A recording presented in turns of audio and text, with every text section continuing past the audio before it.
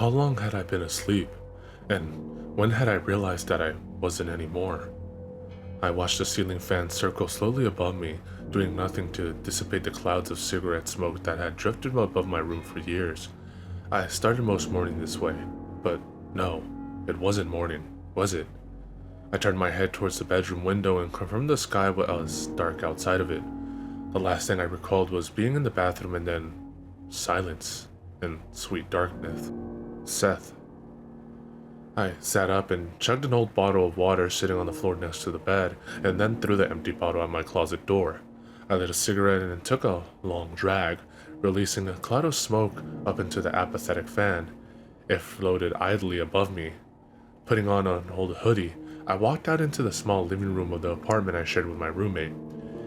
Evening, princess. Seth was reclining on the end of the couch, fingers flying across the keyboard of a notebook sitting on his lap. A confused yet edgy indie movie played on the TV in front of him. This was pretty much Seth's life on any given day, and it perfectly summed up all of my interactions with him since I'd moved in. Well, all of my sober interactions with him, anyways. I pulled down on my sleeves to subconsciously hide my arms like it made any sort of difference, but of course it didn't. Seth already knew. He noticed what I was doing and his smile fell into a sobering look. Found you passed out in the bathroom again. Sorry, I rasped, and reached for a half can of Mountain Dew that had been sitting on the counter for God only knows how long. You do realize how difficult it is for me to drag a 6th Street dude out of the bathtub and down the hall to his room. Next time just leave me there, man. Hardly. You would have choked on your own vomit. I shrugged. I knew this was the death lurking in my future anyways, but heroin afforded me one convenience that I refused to part with, a dreamless sleep. I'd die before I surrendered that. Besides, if the nightmares came back, I'd probably just kill myself anyways. You had some visitors today while you were passed out. Dreddy stopped by. Oh yeah? Yep. He left you more drugs. Said you could pay him when you had the money. You know, he must be the sweetest, most generous drug dealer in all of Chicago. Where is it? You were sleeping like a baby in the bathtub, so I left it next to you, Seth said. Cool. In the toilet. Dude. Look, man, if you died, I don't get your half of the rent. And if I don't get your half of the rent, I have to get a real job. It's just business, not personal. Of course, that wasn't true. Seth and I had met at a darker time in both of our lives, and shared the sort of bond that is only forged in such circumstances. Who was the other? I asked. The other what? The other visitor. A girl actually. I told her you were out. Figured you prefer I tell her that over the truth. Did she say what she wanted? I asked. No. I swore. That was never good. It was probably just some girl coming over to beg for free drugs, which I didn't currently have because Seth had flushed them down the toilet, and I would never let her touch my private stash. That had to be it.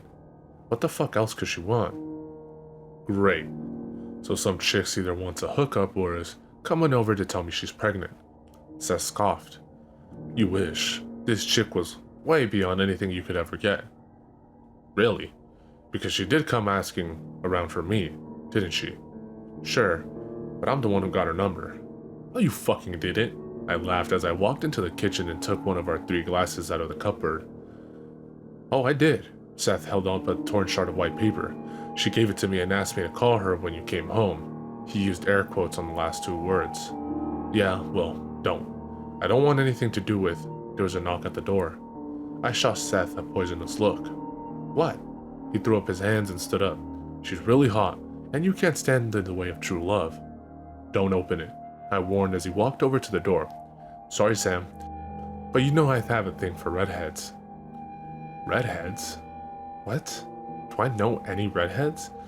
I couldn't place one for the life of me, and then Seth opened the door to reveal Kimber DeStaro, standing on the other side. I suddenly felt like a bucket of ice water had been dumped on my soul. I had a few seconds to study her before her eyes found me leaning against the counter in the kitchen. She was still very short, but her hair was longer, halfway down her back it looked like. And she was, of course, almost 10 years older than the last time I'd seen her. Looking at her after all these years was physically crippling. I had to make a concentrated effort to stay on my feet while my knees tried to buckle underneath me. Just seeing her face brought back painful memories I thought long buried. She was like a mirage long dead, returning to torture me. Kimber's eyes finally found me as she nervously clutched her cell phone in her hands, turning it over and over against her chest. "Hi, Sam," she said with more confidence than she clearly felt. Since Kimber had actually spoken to me, I could probably confirm that this wasn't a nightmare. She was really here. And if she was real, that meant it was all real too. A shudder racked through my body and I wound my white-knuckled fingers around the edge of the countertop. "Why are you here?" I hadn't meant to sound so angry. My words seemed to rattle Kimber and she took a step back. I... Seth watched the exchange with interest but didn't intervene. "You shouldn't be here, Kimber," I said. I just wanted her to leave. This needed to end before I lost it. After she was gone, I could pretend she was just a nightmare seeping through the veil. Kimber hesitated. I saw her calculating in her mind as she watched me, her lips moving only slightly as she organized all the variables in her head. It was such a Kimber thing to do, and it made me realize how much I missed her. I saw the exact moment Kimber found in her mind what she was looking for. "Did you get my letter?" she asked. "Yes." And I threw it away. Lies. She faltered for only a moment. "Did you read it?" I didn't say anything, but I knew she could read the answer on my face.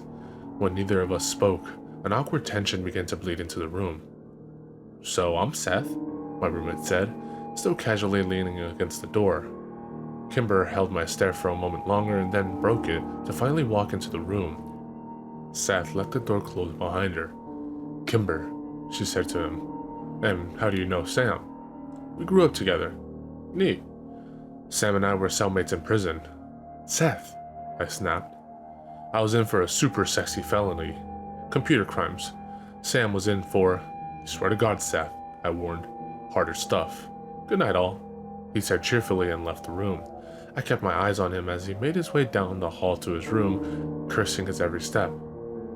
When Seth's door had finally closed behind him, I reluctantly let my gaze drift back into the room. Kimber was watching me with an expression I couldn't read, but I didn't like it.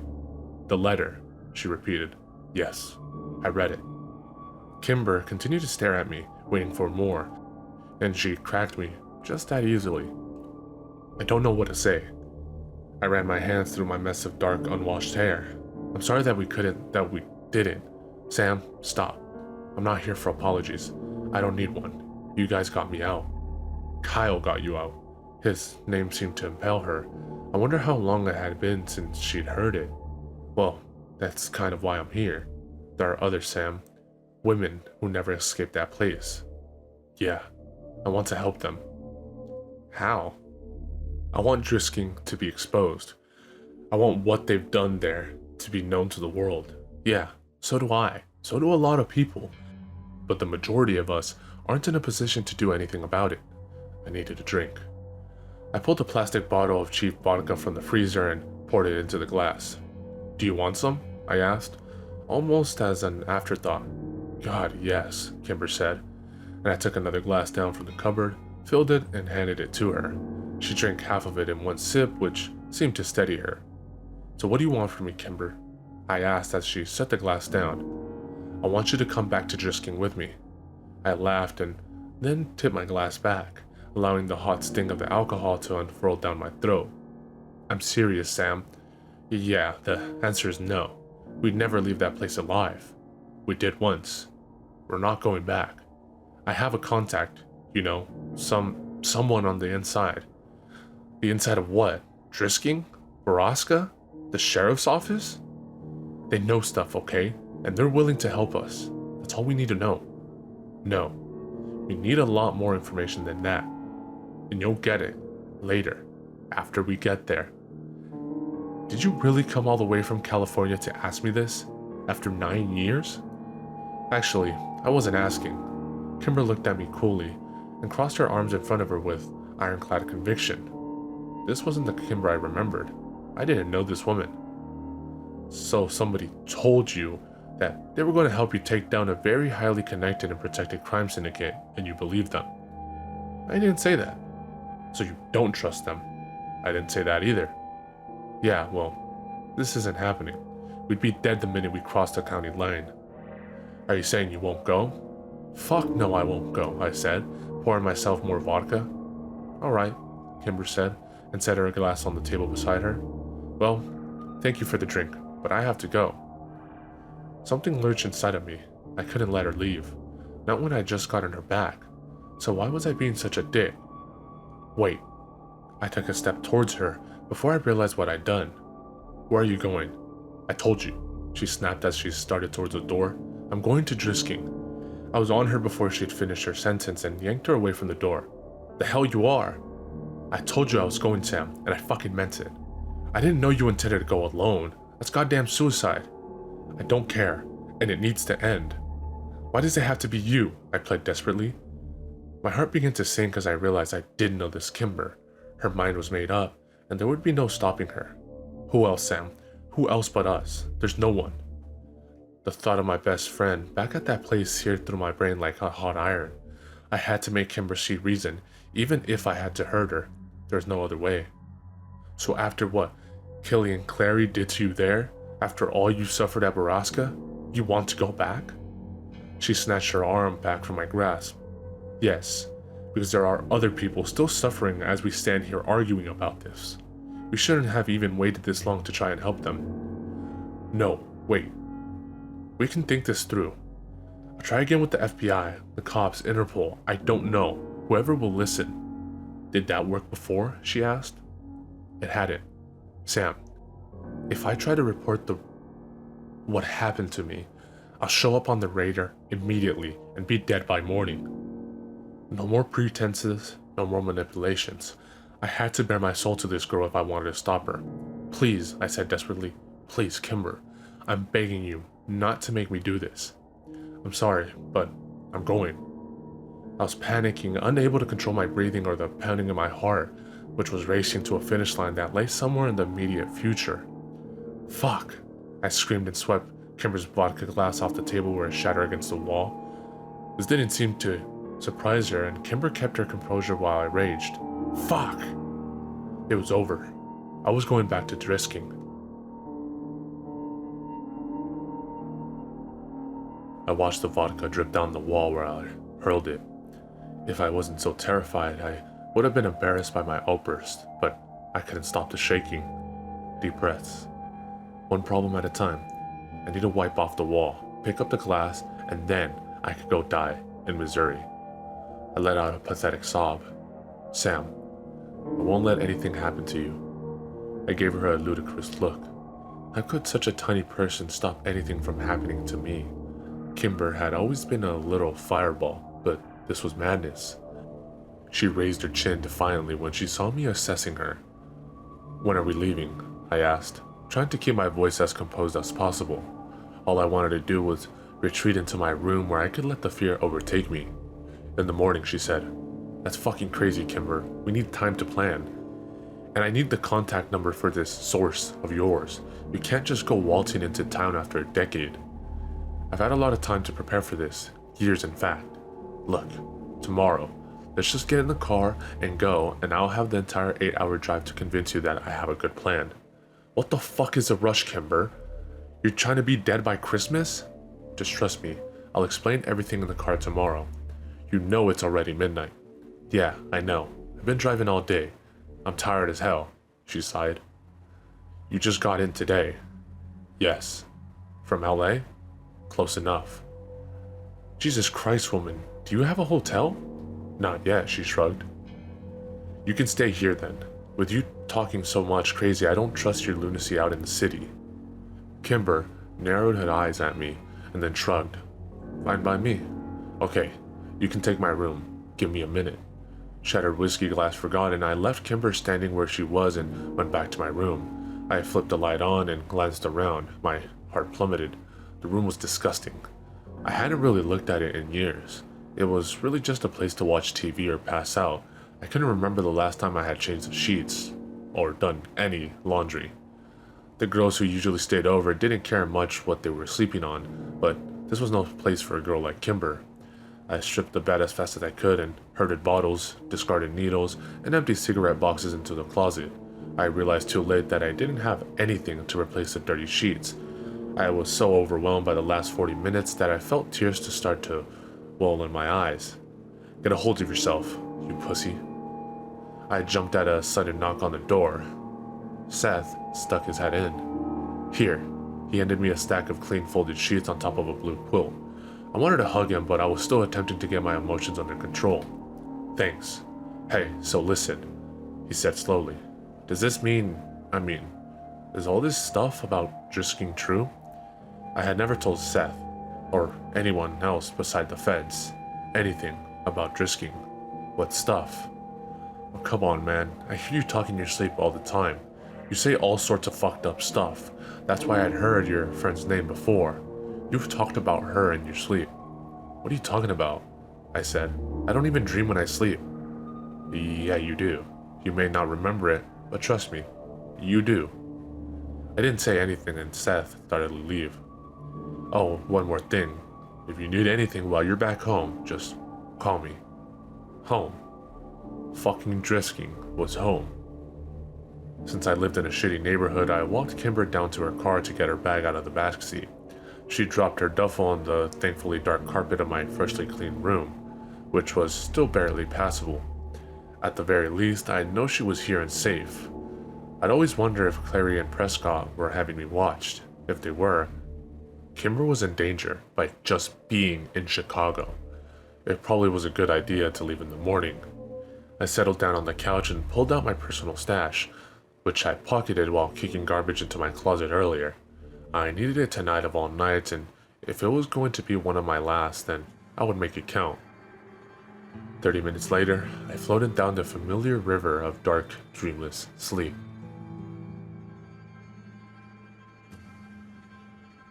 I didn't remember dreaming, but I knew I had. I woke up feeling like I'd run 30 miles, drenched in sweat, and fighting to draw in the air with raw, ragged breath. I sat up on the couch and rubbed my face. What time was it? Why was I in the living room? Why did I feel a malicious black cloud looming over me like some sort of comic strip character?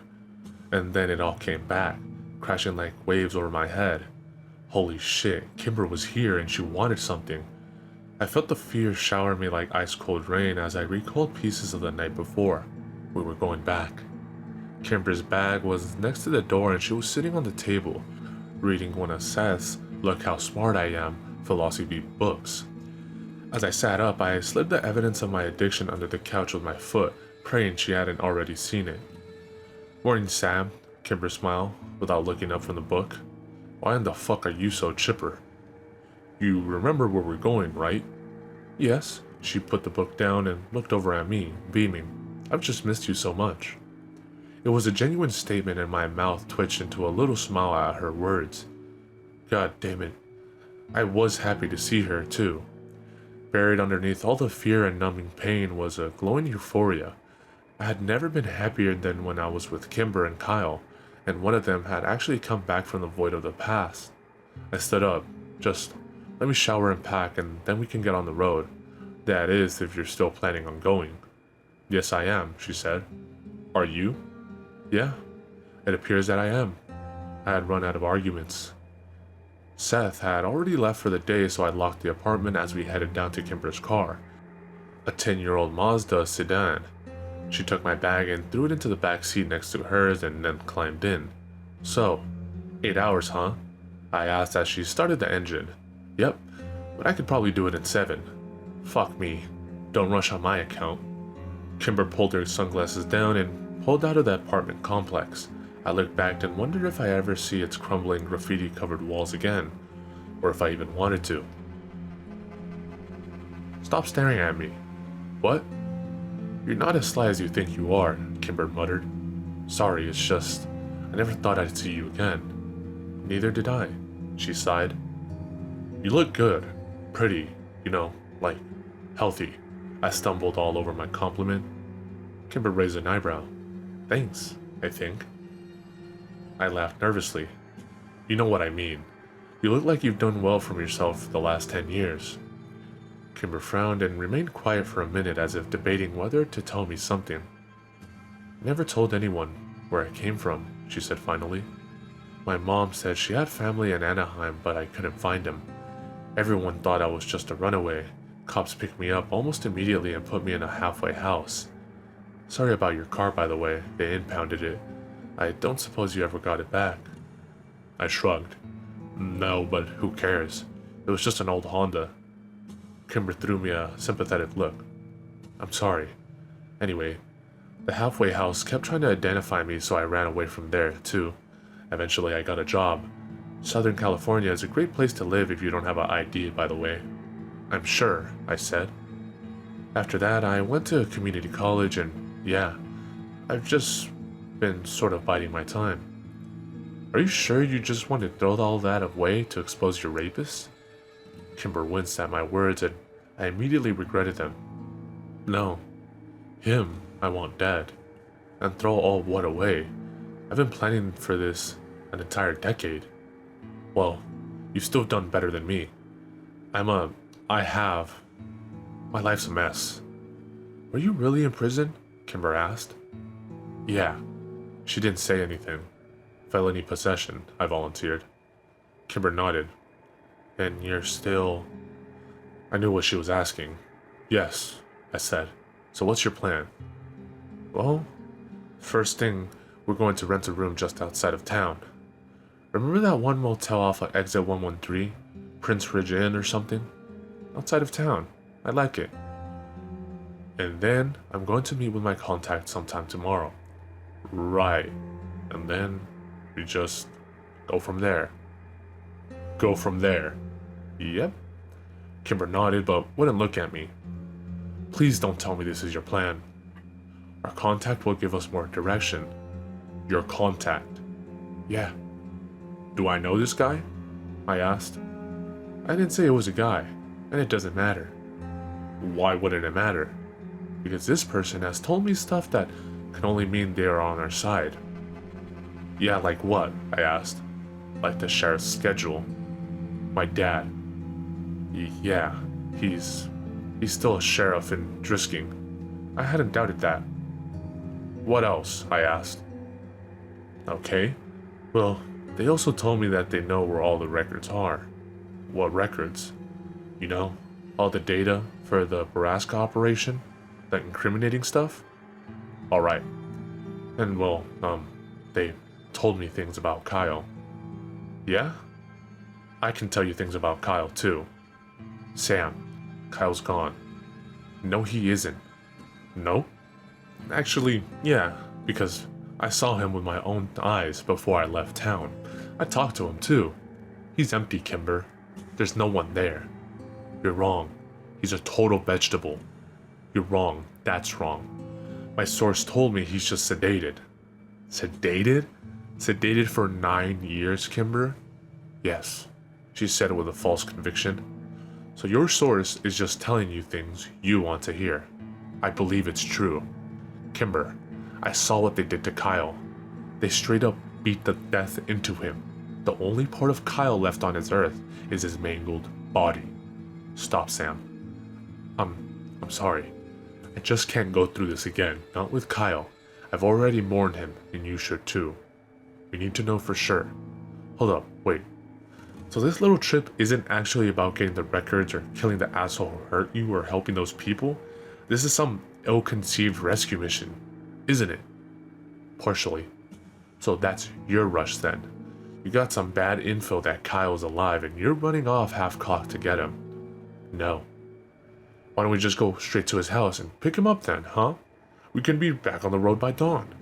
I don't know where he is. The Landys moved him. Then, what are we doing? If I'm going to die for this, Kimber, I deserve to know why. She jerked the wheel to the side of the highway and slammed on her brakes. Fuck, Kimber! I yelled.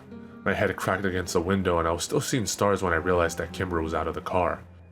I rubbed my head until the throbbing stopped and then followed her to the back where she was standing over the trunk. Inside were dozens of guns, at least 30 of them. There were rifle, handguns, a shotgun, boxes of ammo. Are you planning to storm the Alamo? Does this look like Kyle is all I'm after? I'm actually a little scared of you right now. I want all of this to end. I want Kyle back, yes, and it's true that that's why I showed up so suddenly, but I want more than that, Sam. I want him dead.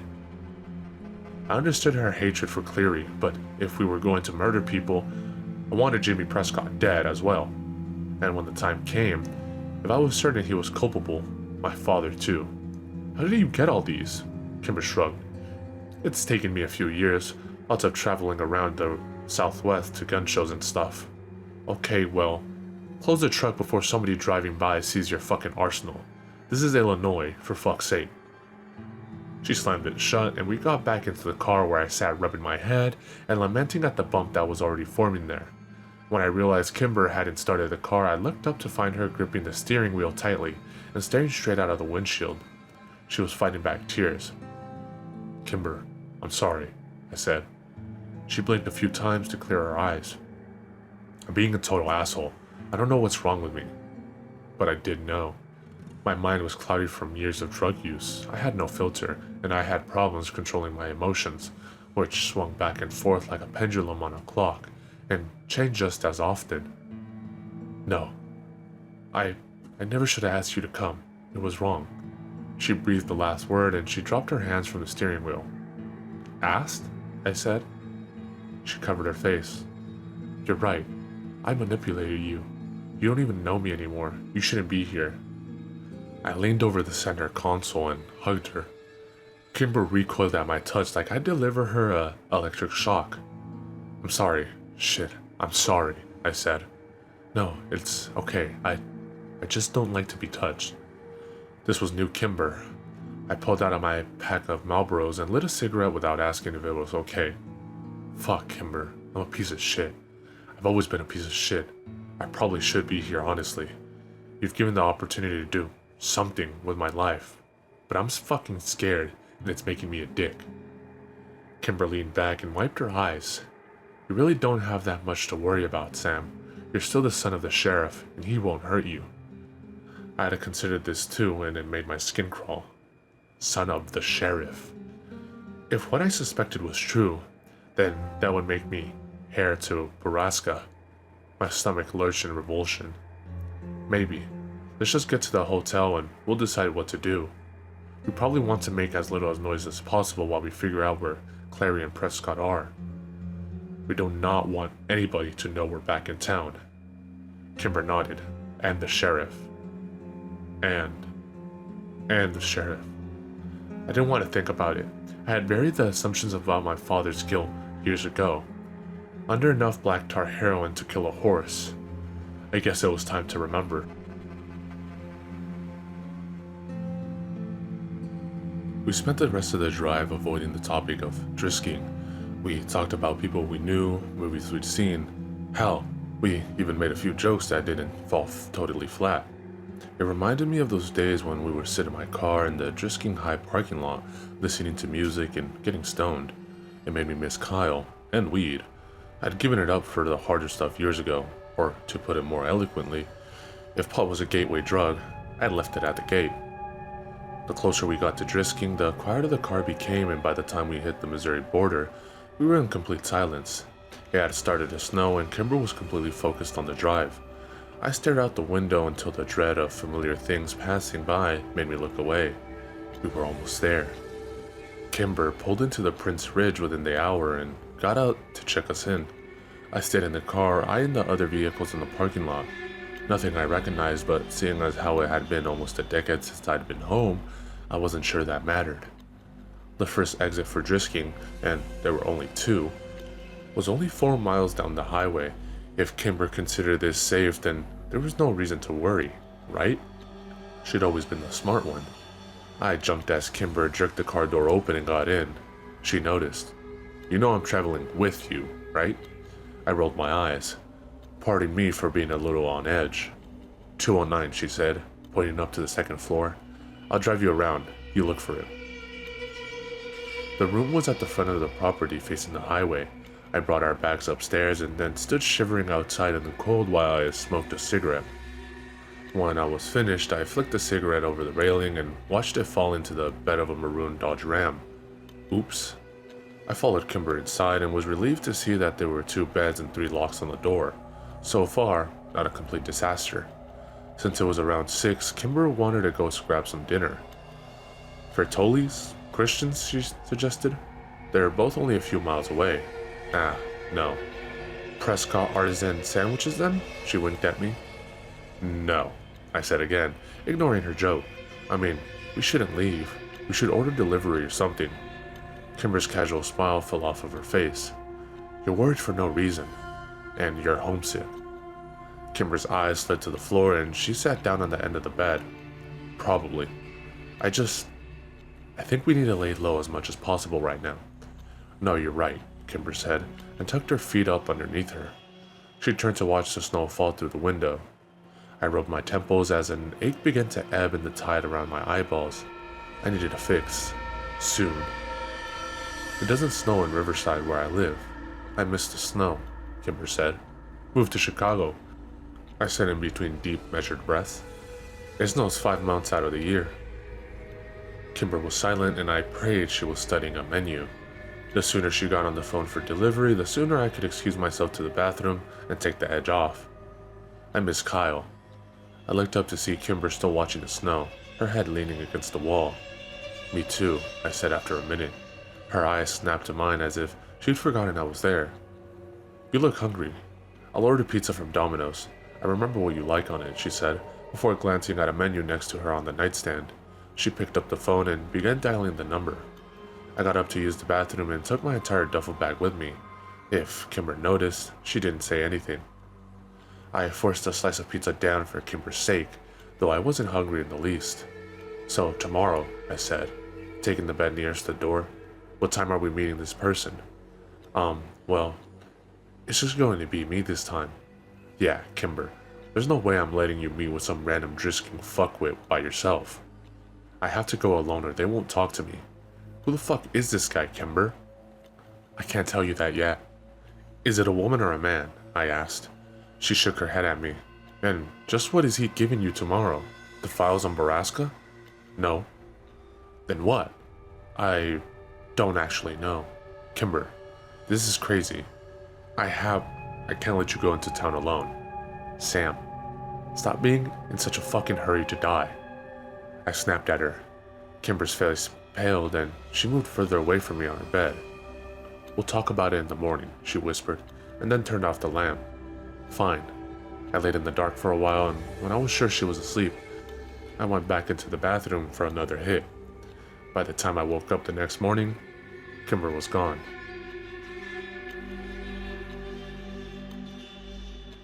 I called Kimber 34 times in 5 minutes. It was 10 in the morning and I hadn't heard her leave, hadn't even woken up when she did. I cursed her and my dope in the same breath. If she didn't answer soon, I would be forced to walk the 3.5 miles to downtown Drisking and start asking around for her. A course of action that would get me noticed real fucking quick. I paced the patio for a half an hour and smoked cigarette after cigarette, thankful I'd packed an entire carton. Just as I was pulling on my boots to leave, my phone rang. I was relieved to see Kimber's number pop up. A new addition to my phone book that would have unfurled a comforting warmth in my stomach if I wasn't so irate. I answered, "What the fuck, Kimber?" I'm sorry, Sam. I had to. He wasn't going to meet with me otherwise." "Where are you?" "I'm in the car. I'm almost back. They haven't plowed yet in town." "Really? In bucolic perfect little Drisking, they haven't plowed the roads by 10 on a Friday morning? I thought it was weird too. There's more. I'll tell you when I get there.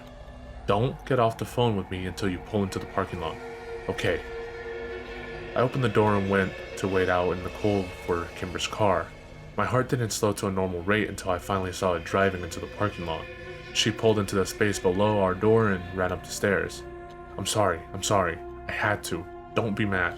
"Are you fucking kidding me with this, Kimber? I'm already on edge. I can barely fucking breathe." Okay, just sit down." She pushed me into the room and sat me down on the edge of the bed, pulling off her gloves. Then she crouched in front of me and took me by the shoulders, looking me in the eye.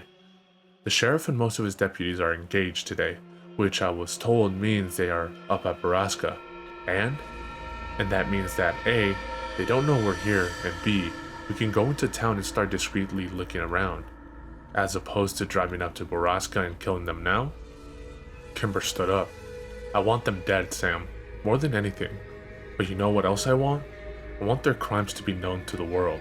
They don't get to die with their good names. They don't get to be martyrs. You want the records, I said. Yes. What do you plan to do with them if you get them? Upload them onto the internet or something. Send them to the FBI. The FBI doesn't care. We need the records, Sam. I want everyone to know what happened to us. Kimber's voice had risen an octave and she seemed on the verge of an anxiety attack. Okay, I stood up. Maybe Seth can help. Your roommate? How? She asked. He does some pretty illegal stuff online. Maybe he can break into a mainframe or whatever and download the files. So he's a hacker. He yells at me when I call him that. Is he any good? I shrugged. He's well known in certain circles. She nodded. Well, we need those files. I just need to find out where they keep them. Are we really sure they even keep records on Borrasca? Seems like a huge liability. An operation that size has to have records. And my source told me they exist. Great, your source. I rolled my eyes. Okay, so you want to go into town and what, ask around then? Kimber narrowed her eyes at me. That's idiotic. I was thinking more maybe we find out where the Clary house is and get the information out of Grace Cleary. I raised my eyebrows at her. You want to torture an old lady? Kimber fucking exploded. An old lady that helped to rape, torture, and murder hundreds of women over 50 years? Fuck yeah, I want to torture that old lady. Alright. Look, I may know someone who might be sympathetic. And I'm reasonably sure that, unlike your contact, she's innocent of any knowledge of Borrasca. In fact, she's the one that helped me and Kyle find you. At the very least, she'll know where the Clarys live now. The drive into town took twice as long as it should have due to the snow. Why haven't they plowed these roads? I asked idly. It's not just the roads, it's everything, Kimber said grimly. A lot of stores have closed in town. Buildings are in disrepair. Everything looks like shit. They don't even have any Christmas lights up. It's bizarre. That's fucking weird. Are we even sure that Borrasca is still running? The town looks pretty destitute. I am, Kimber said and pointed to a bulletin board on the corner of the 2nd and Osborne, which had 6 different and seemingly recent missing persons posters. What the fuck is going on? I murmured as we turned onto Main and into the downtown marketplace. Everything in town was as Kimber had described, run down and ostensibly poor. What happened to this place? I don't know, but lucky for us, the antiquities shop is still in business, Kimber said, pointing across the road. As we parked, I zipped my parka up to my neck and lowered my hat down to my eyes. Kimber did the same. The most important thing right now was not being recognized. Mr. Dranger was still behind the antiquities counter after all these years, but gone was his airs of haughtiness and pretentious stare. He regarded us coolly but professionally until it was clear we were only traveling through his shop to get to Caitlin Scanlon's office at the back. He mumbled something under his breath, and though I didn't catch it, I was reasonably sure there had been no sign of recognition in his face nor his words. When we arrived at the office door of the Historic Preservation Society of Drisking, I knocked softly and listened for Catherine's voice. Instead, the door was yanked violently open by a man I had never seen before. "May I help you?" he asked, as he eyed us up and down. Yes you can," I said. "Alright then, come on in. I'm Don Wheeler. And you are?" Kimber and I exchanged a careful look and entered the room cautiously. "Actually, we're looking for Catherine Scanlon," I said. I didn't like the way he was staring at Kimber. "Oh, Miss Scanlon," he said, not taking his eyes from her. "You haven't heard then?" My stomach retched. "We haven't," Kimber said, pulling her jacket around her more tightly. "Sad business, truly. Disappeared, 9 years ago? 10? Most people assume she didn't take Wyatt's death well and just walked out into the woods too." Don Wheeler suddenly looked up and seemed to remember his audience. "I'm so sorry, were you all friends?" I ignored his question and asked one of my own. "Did she ever surface again? Maybe in another state?" "No, I'm afraid she's dead." Don Wheeler shook his head. She was such a young thing, too. And her remains? Kimber asked. Nothing was ever found, I'm afraid. I was starting to feel ill. Well then, we'd better. Do you happen to know where the Clarys live? Kimber interrupted. Grace and Killian? Of course, old friends of mine. Fuck. But you must have heard. Thank you for your time. We really have to go. Come on, Allison. I yanked Kimber out of the room and shut the door behind us. Before I could get a harsh word out, I'd fallen against the wall, trying to quell the building panic and nausea. He knew. I'm sorry, I shouldn't have asked, Kimber said quickly. I just thought maybe. I held a finger up as I leaned against the wall with my head between my knees, trying to compose myself. Kimber rubbed my back as I swallowed down the bile and waited for the dizziness to pass. Finally, I stood up. We have to go. I didn't even look at Dranger as we made our way out of the shop, but I could feel him watching us. My mind briefly wandered into the past, and I wondered where his daughter was now. I had never liked Phoebe, but I hoped she escaped this town. Prayed she had. The streets were busier than they had been several minutes before when we entered the antiquity shop. There were several dozen people trudging through the snow down Main. I wasn't sure where they were heading since half the stores were closed and the city hadn't bothered to put up their tree this year. Kimber walked around to the driver's side door of her car. I stared over her head at the people walking by across the street. I hoped my height, beard, and skeleton-like frame disguised me well enough because people were starting to look back. I almost hoped one of them was Clary, Prescott, or the fucking sheriff. We had a trunk full of guns and I wanted this all to be over with. I needed to go back to the motel and bury myself in smack. And this time, I didn't even want to wake up again. And then suddenly, just as Kimber sat down into the driver's seat, I did recognize someone. It was Mira Grady, and she was holding a little boy's hand. And as I stared, I realized who that little boy was, and then I saw nothing but red. My body was moving, but I wasn't in control of it. I was suddenly walking across the street with the most intense rage I had ever felt. How dare she?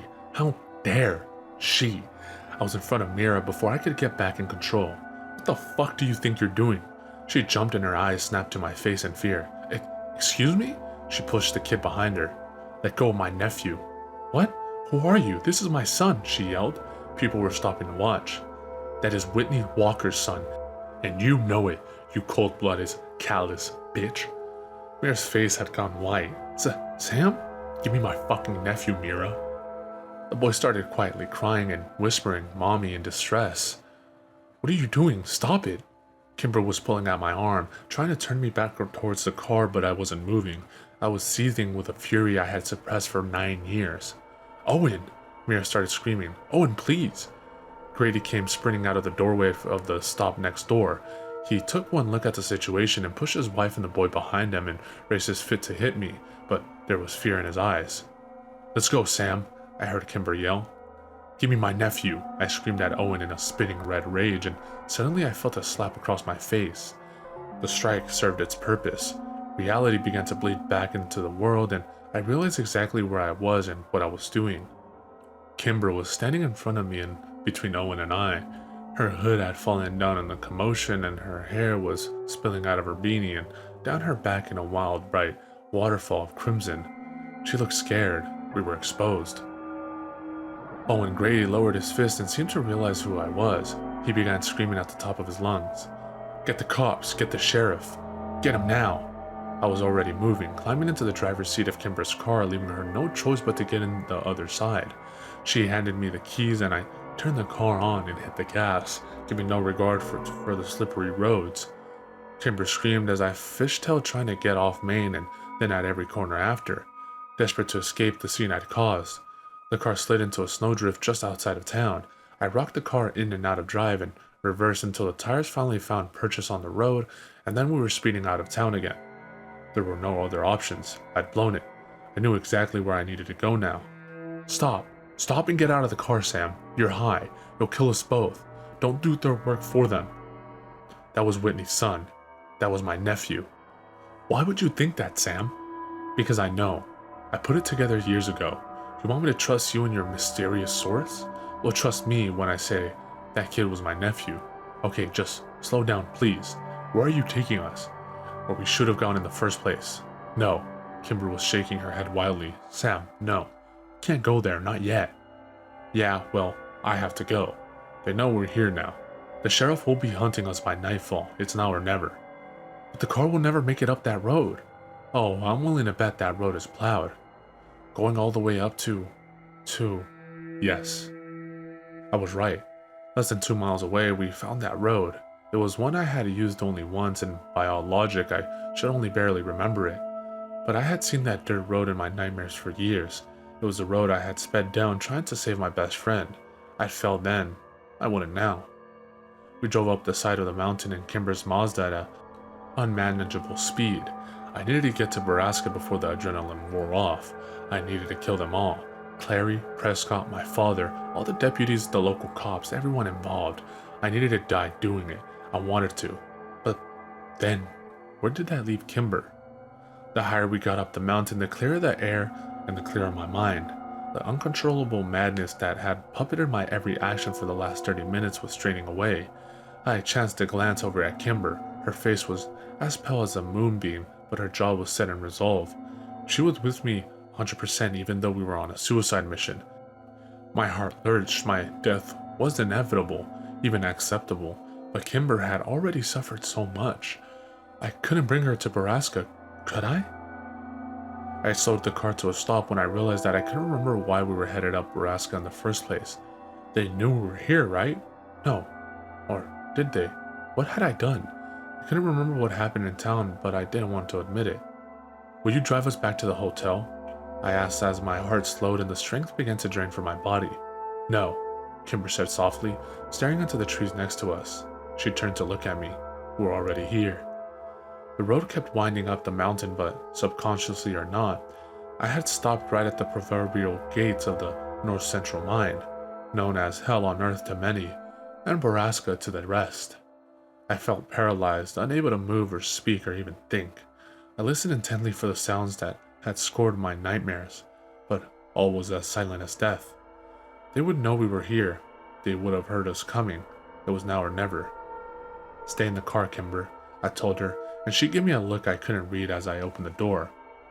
I walked to the back of the car, popped the trunk, and pulled out a 9mm Beretta I had seen when she showed me the guns on the highway.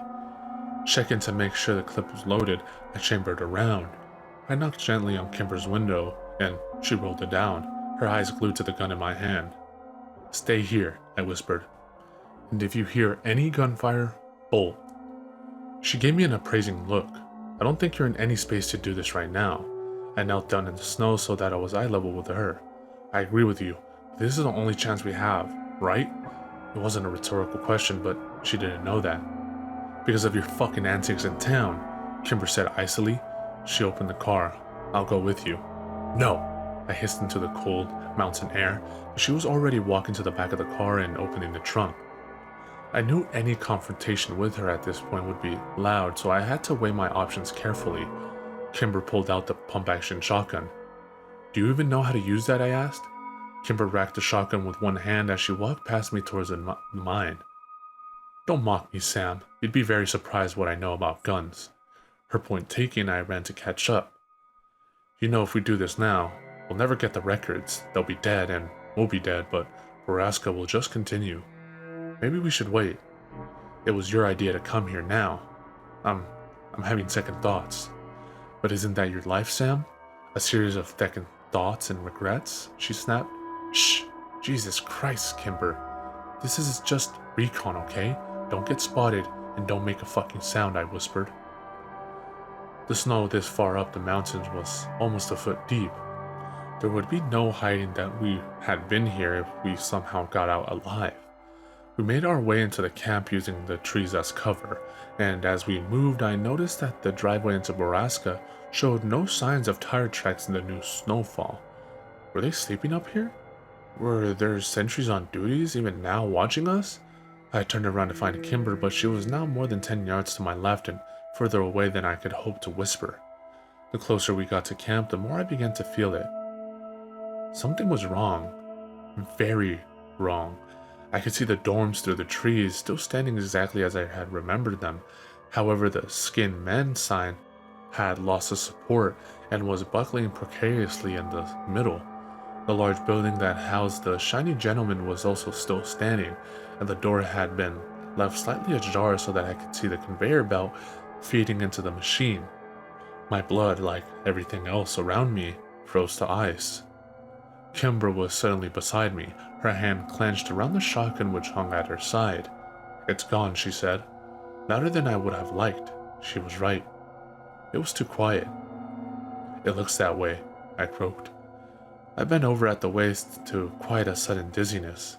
She turned to look at me, wide eyes in panic. Tears began to well at the corner of her eyes. I stood up to give her a hug and she pushed me away. "It's gone. It's all gone." I took a few deep breaths. "Let me look around. We should check the dorms." Kimber tried to swallow a sob and I glanced over at her. Had I really just suggested she walk back into the dorms after what had happened to her there? Was I that fucking cruel? I was a fucking mess. I gently pushed the shotgun up and closer to her chest. "Stay here." I stepped out into the clearing in no particular hurry.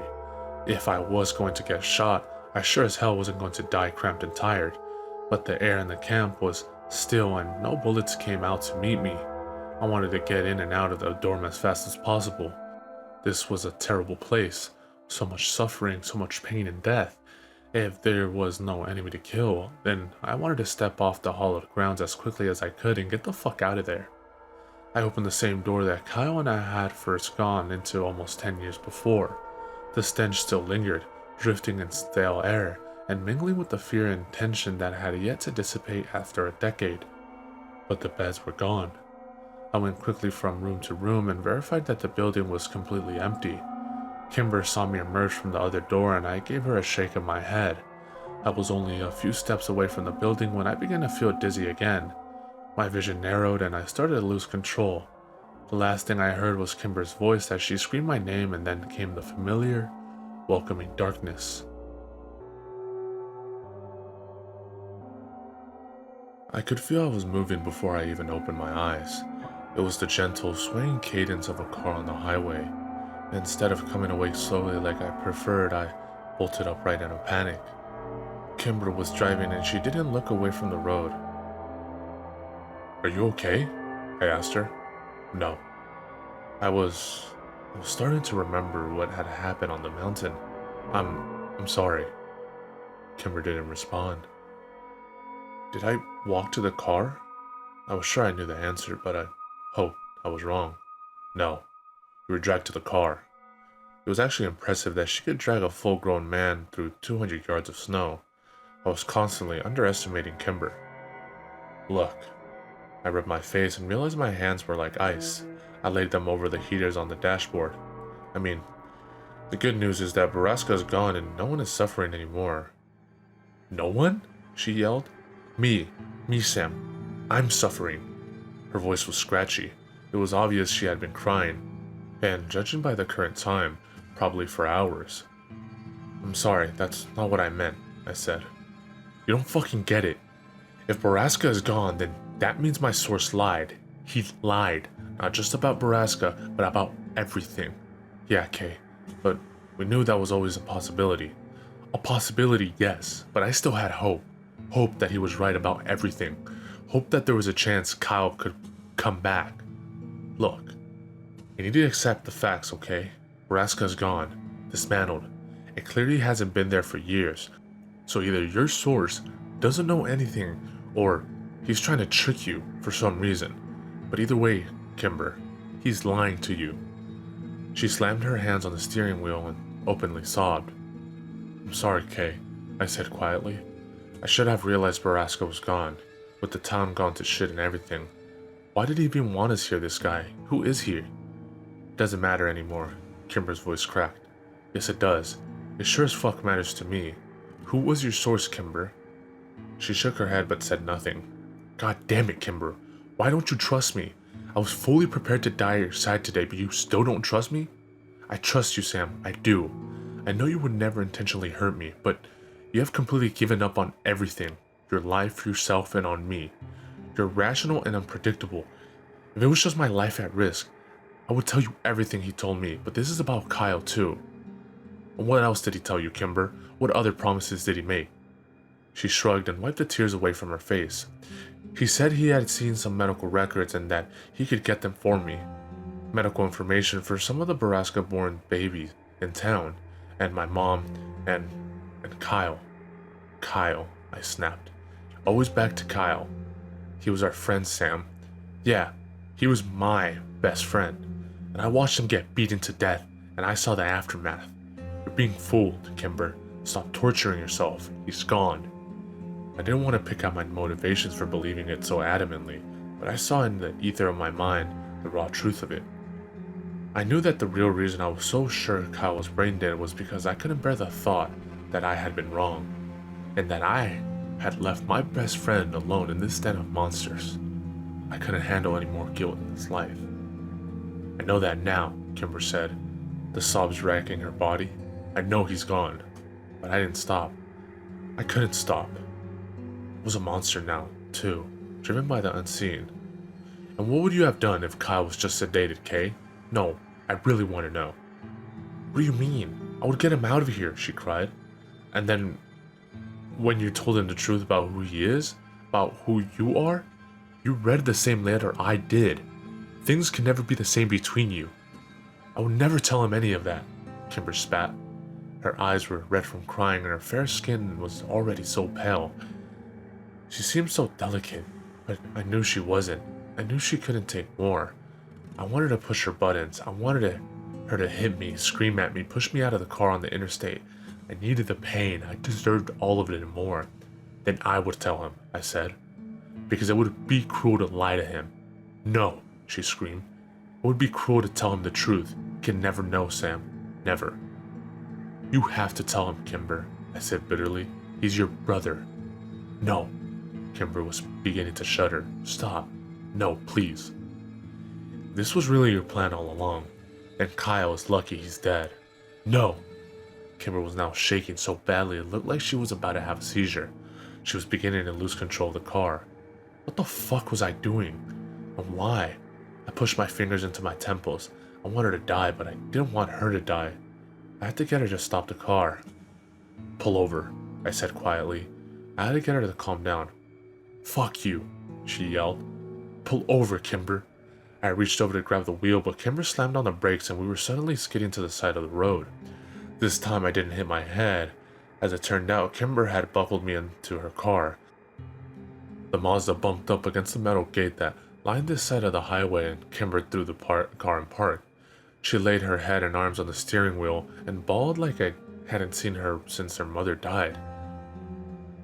I sat next to her and watched her pain, stunned by my own callousness and cruelty. I loved this girl like a sister, more than I had even loved my own. Why was I trying to hurt her? I was so out of control, it wasn't me. It didn't feel like me. The monster inside me begged for a fix, and if I didn't feed it soon, it would continue to control me, and I would get us both killed. What do you want from me, Sam? Kimber whimpered. I held up my hand to touch her back, but remembered that Kimber didn't like being touched, least of all by me. It took everything from me, she said quietly. My mom, you, my body, my ability to ever have babies. I can't let them take Kyle too, Sam, if there's even a chance.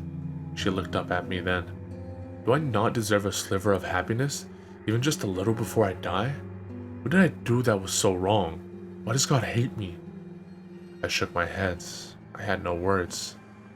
Why do you hate me? She whispered. I don't. Oh God. I don't, Kimber. I'm so fucking sorry. I'm a piece of shit. I felt like I had apologized to her every hour or so since she'd come to Chicago. She deserved better than me. She deserved Kyle. But I knew she'd never get him. Why don't you let me drive back to the hotel? The hotel? Why would we go back there? They know we're here. We're almost to the border. Let's just get out of Missouri. But what about our stuff? My heroin. Kimber wiped her eyes. Buy new stuff. It's not worth your life. But we were 7 hours from Chicago, and I knew I was less than half an hour away from a meltdown if I didn't get back to the hotel. Look, let's just go back real quick, and I'll run up and get our stuff. I'm poor, Kimber. I need my stuff. I could tell by the thinly veiled look of pain she gave me that she knew the real reason I wanted to backtrack to the Prince Ridge. And then her eyes sort of doled over like her soul was melting away. Sure, I don't fucking care anymore. The person I came here for is gone. I'm going to sleep. Kimber crawled into the back seat and curled up into a ball. I'll make it quick, I said, and moved over into the driver's seat. I could hear Kimber crying all the way back to Drisking. The hotel was quiet. No police presence, no note on our door, no blinking light on the phone. Nothing to confirm that we had indeed been outed. Kimber tiredly climbed the stairs to the room and laid down on the bed as I loaded everything into the car. I let her lie there while I locked myself in the bathroom to get high. When I came out, she seemed to be asleep. Kimber, come on. We've got to go. Nothing. Kimber. I walked over and shook her. No, I'm not going anywhere, she answered. You can go. Take my car. Just leave me here. I wanted to argue with her, but my eyes were already heavy as the age breathed sweet euphoria into my body. I laid down on the other bed and enjoyed the high for a while. If we were going to be killed in our sleep that night, I wanted it to be like this. I dreamt of nothing but blackness, which is what the dope brought me. But slowly I became awake in the darkness to the sound of piercing metal screams floating down from the mountains. Echoes of a beast already slain, but still haunting me, hunting me. The nightmares were back. I turned my head towards the window and watched the snowflakes that were falling through the fluorescent light over our door. No one had come in the night to kill us yet. I closed my eyes and enjoyed the feeling of heaven still coursing through me. It was a feeling I loved, waking up high, enjoying it for a few minutes and trusting that it would cradle me back to sleep and make me whole in the night. It was a monster I never wanted to kill. It encompassed me. The metal whirling started again. I opened my eyes to the window as if expecting to see the shiny gentleman sitting out of it, covered in snow. Was it real? It was so hard to tell. I began nodding off again. And then I heard it a third time. The shiny gentleman was quieter than it had been 9 years before, but it was still there, still alive, floating down through the black mountains to my door. I concentrated. My head tried to wander, but I focused on the noise again and again until I was sure. It was real. When I opened my eyes, sunlight was peeking through the curtains. I turned over to look at Kimber's bed. She had her back to me and was still curled into a ball above the covers. It didn't look like she had moved since the night before. Kimber, she didn't respond. Kimber, what do you want, Sam? I heard the quiet reply. I heard it last night. The shiny gentleman. I took a deep breath. Borrasca is still there. She was silent a moment and then slowly rolled over to look at me. I didn't hear anything. I did, I swear. It's quieter, like it's farther away, but it was there. Kimber sighed and then sat up. She looked at the clock, 7:53 a.m. I don't think you heard anything at all. I furrowed my eyebrows. I know what I heard, Kay. She shrugged and got out of bed. I'm sure you believe it, she said as she shrugged off her parka. Kimber, I said, leaning up on one elbow. You saw it yourself, Sam. They're gone. It's over. I haven't heard I haven't heard that sound once in the 3 days we've been here. But I did. I think you probably dreamt it, she said emotionlessly. Sam. What? I snapped my head up. You fucking drifted off again. I'm sick of this shit from you. Your fucking addiction has turned you into a different person. She pointed at my bag and I knew that she knew exactly how often I had been getting high. Of course I'm a different person, I said defensively. You haven't seen me in a decade. You know that's not what I meant. I'm talking about the heroin. You're killing yourself, Sam. You look like a ghost already. Kimber threw the parka on a chair and wound a scarf around her neck. She sat cross-legged on the tattered chair in the corner of the room. Is this an intervention? I asked. Because better friends have tried. Liar. Fuck off, Sam. This isn't even about the drugs anymore. I can't rely on you. You make yourself a fucking liability. Nodding off, passing out, not at all in control of yourself, always needing a fucking fix. And you're mean. Vicious, even. You forget things that happened hours or even minutes before. I needed you here, Sam. You fucking let me down. I didn't ask to come on this little mission of yours. I said hotly. I told you no back in Chicago. No one put a gun to your head. Well, you may as well have. I wasn't going to let you go alone and get yourself killed. So you come with me and put my life in danger every chance you get? Just forget it. This was all for nothing anyway. They know we're here. They haven't even attempted to stop us because they know how powerless we are. We can't do anything because there's nothing left to expose. We got outsmarted. I heard the mill last night. They just moved it, is all. You didn't hear anything. You were unconscious. I know what I fucking heard. You don't know shit. You're too high to even realize where we are half the time. That is bullshit. You haven't been sober in days, maybe weeks, maybe even years. She was right. I haven't been sober since prison, and even when I was usually high on something. That had been so long. What do you want from me, Kimber? For most of the conversation, Kimber had been staring out of the window, but now she turned her head and looked straight into my soul as if this was the question she had been waiting for. I want you to give me Sam back. My Sam. Her words cut deep, so I laughed at them. I want to be able to trust what you say and be able to tell you things too. I know you would never lie to me, Sam, but when you're high, I can never tell if what you're seeing and hearing is real. I'm not even totally sure that it was Mira that you were screaming at yesterday. It was. Wasn't it? I wanted to tell you who my contact was in Drisking. I wanted you to talk to him. He wants to talk to you. And there are things I wanted to tell you. Things I may as well tell you now since it's over anyways. Like what? I asked. Killian Clary is dead, Sam. What? When? 8 years ago. How? I don't know. My heart broke for Kimber. Clary was fucking dead and she had known it. Kimber should have been able to confront her abuser, cut his dick off, kill him if she felt the need to, and now she would never have the chance. And she'd known it all along. Kimber. Just fucking stop, Sam. There's more. You know Ambercott Fort and the Triple Tree? They're gone. Someone burned that shit to the fucking ground years ago. There's unrest in Drisking. We could have used that. Fuck. That's not even remotely the worst thing. The worst truth of all this is I didn't come out here to expose that fucking baby farm. I should have, but I didn't. I didn't even come out here to kill my... She was tripping over her words as she tried to breathe in between them. The man who hurt me.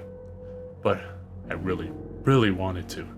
The reason I came out here was to find out the truth about Kyle or die trying. And I couldn't even do either of those things. I don't know where Kyle is, and I'm still alive to live with that pain. So I knew I could never fight all of this. I wanted to hug Kimber so badly, but I knew she wouldn't want it. But you could have, Kimber continued. That's the worst thing. You could have.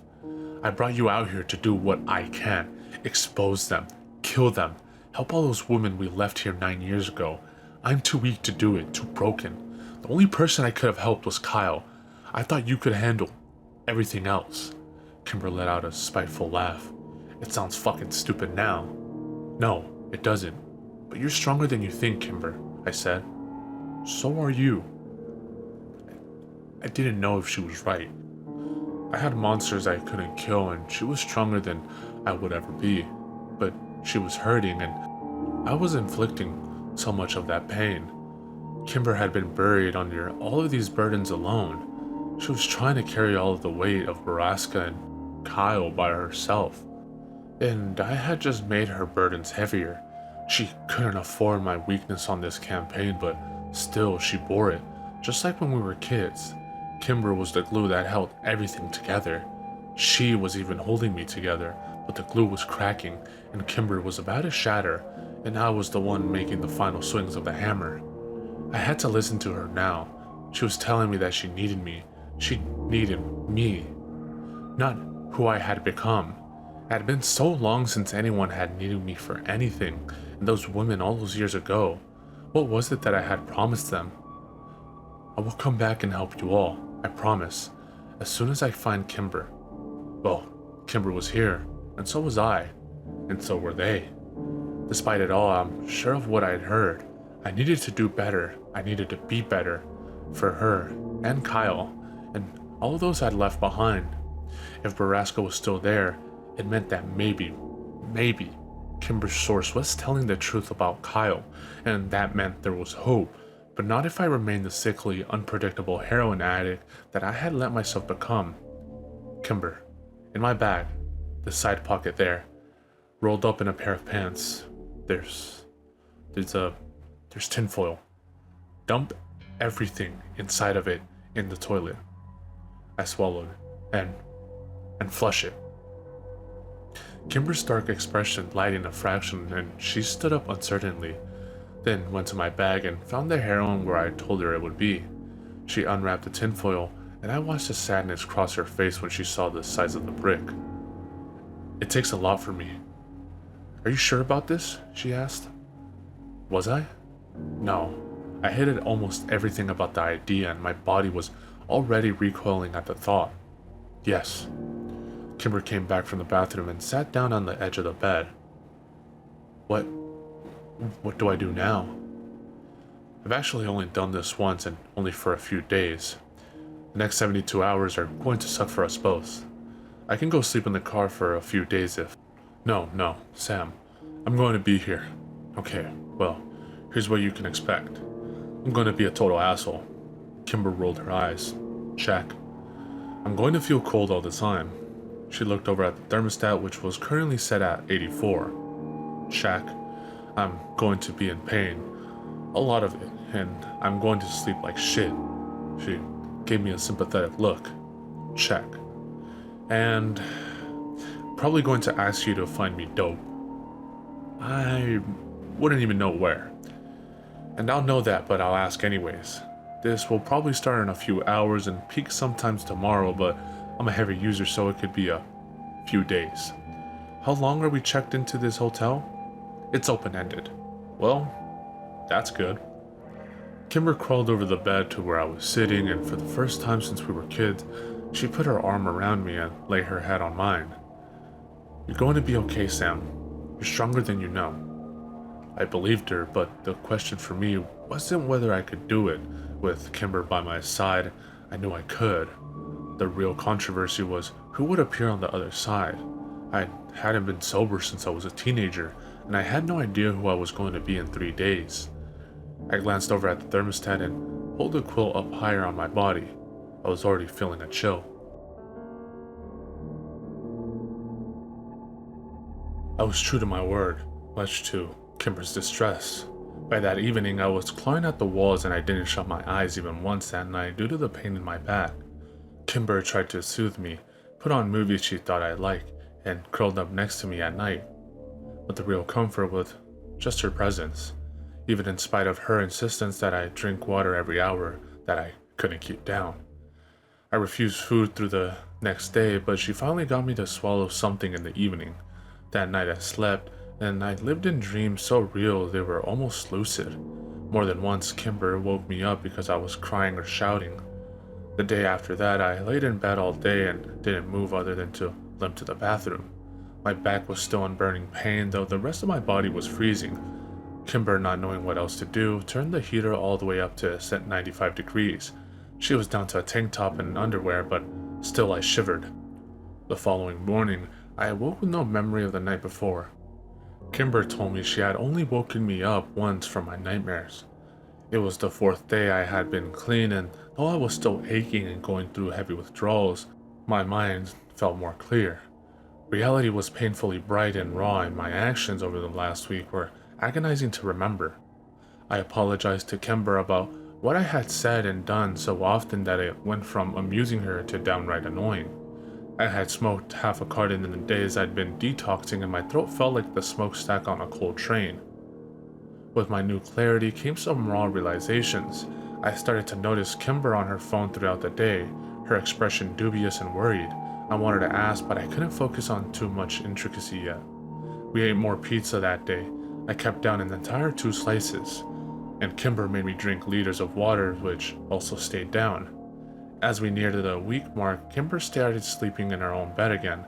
I was remembering some of my dreams, and while most of them were nightmares from the years before, I also had some pleasant dreams of Whitney and my mother. I was feeling again, and though it hurt more often than not, I realized that not all feelings are bad. It was something I had forgotten during my many years of numbness. The dreams of my family awakened in me an unrelenting ache that I couldn't ignore. I wanted to see them again, my sister and my mother. One was impossible, and the other, maybe not entirely. The fact that I was less than 10 miles away from my mother at any given time warned me during the cold nights. And then finally, I felt my physical strength begin to return. I was allowing myself to take ibuprofen for the pain, which was not unlike hurling a dart at an elephant. I was getting out of bed, sleeping through the night, and my mind was as crystal clear as ice. The more I thought about our situation, the angrier I became. But it wasn't the festival of rage that had been my life up until that moment. It was a simmering, controlled ire that I was able to rein in and compartmentalize, ready to execute at my leisure. With the mental clarity, I became even more convinced that what I had heard that night was real. They, whoever they were now, had simply moved their operation. I told Kimber my belief, but as much as she wanted to believe her source was legit, I knew she was afraid of hoping again. 9 days after the incident on the mountain, I came out of the shower to find Kimber pacing and sliding worried glances my way. "What's the matter?" I asked as I towel-dried my hair. "Hey, do you think the front desk here sells razors?" "I don't know, I'll ask." I could tell she wanted to say more but hesitated. "What is it?" I asked again. "My contact." "Yeah? What about him?" "He's on his way here." "What? How? You told him where we were?" "No. She already knew. It's no secret, I guess," she said. "Well, that's comforting. Why is he coming here?" "Because he wants to know what the holdup is." "What holdup? What does he want from us?" From you, actually." "I thought this guy was just giving us hospital records and pointing us toward whatever server the Borrasca database is sitting on." He's, I made a wild gesture with my hands, begging her to continue. "We're never gonna get those records from him, Sam." "What?" She glanced out the window and crossed her arms. "I'm sorry, we never were. He's offering something different, and he's here." "I don't fucking like this, Kimber," I said as I stood up from the bed. I heard someone climbing the stairs outside. Heavy footfalls indicated a large man or possibly someone who just walked like a Neanderthal. Kimber opened the door before he could knock, and Jimmy fucking Prescott walked in. Fuck. I'd been keeping the 9mm next to the bed, but had moved it during my withdrawals in case I wanted to fucking shoot myself in the head. It was currently in the bathroom, completely out of reach. "Holy shit, look at you. Fucking Sam Walker. Did you know you look exactly like your dad?" "What the fuck is he doing here, Kimber?" I seethed. She was standing in the corner next to the door, arms crossed and a grim expression on her face. "Oh, don't be mad at her, Walker. She was just conducting business. You want something, I want something. It doesn't need to be personal, right, sweetheart?" He turned and gave her an oily smile that made my still delicate stomach churn in revulsion. "Just talk," Kimber ordered. "All right. Well, you want to give the men some privacy then, princess?" Jimmy asked, sitting down on the sofa by the door. "I'm not leaving you alone with him," she told Jimmy. He shrugged, and before I even realized what he was holding, he had shot Kimber with some sort of taser. She fell on the floor immediately and convulsed a few times before going limp. "Women, right?" Jimmy laughed. My heart dropped to my feet and I lunged toward Prescott. He casually swung the taser around to point at me. "Settle down, Prince Charming. She's fine. We've been trying to figure out some non-lethal stuff up at the stables." He rolled it around in his hand and smiled. "I think I like this thing." "Fuck. Thanks, Sam. What do you do next? Get him to talk? Buy yourself some time." "Why would Kimber want to talk to you? What did you tell her?" "Nothing really," he shrugged.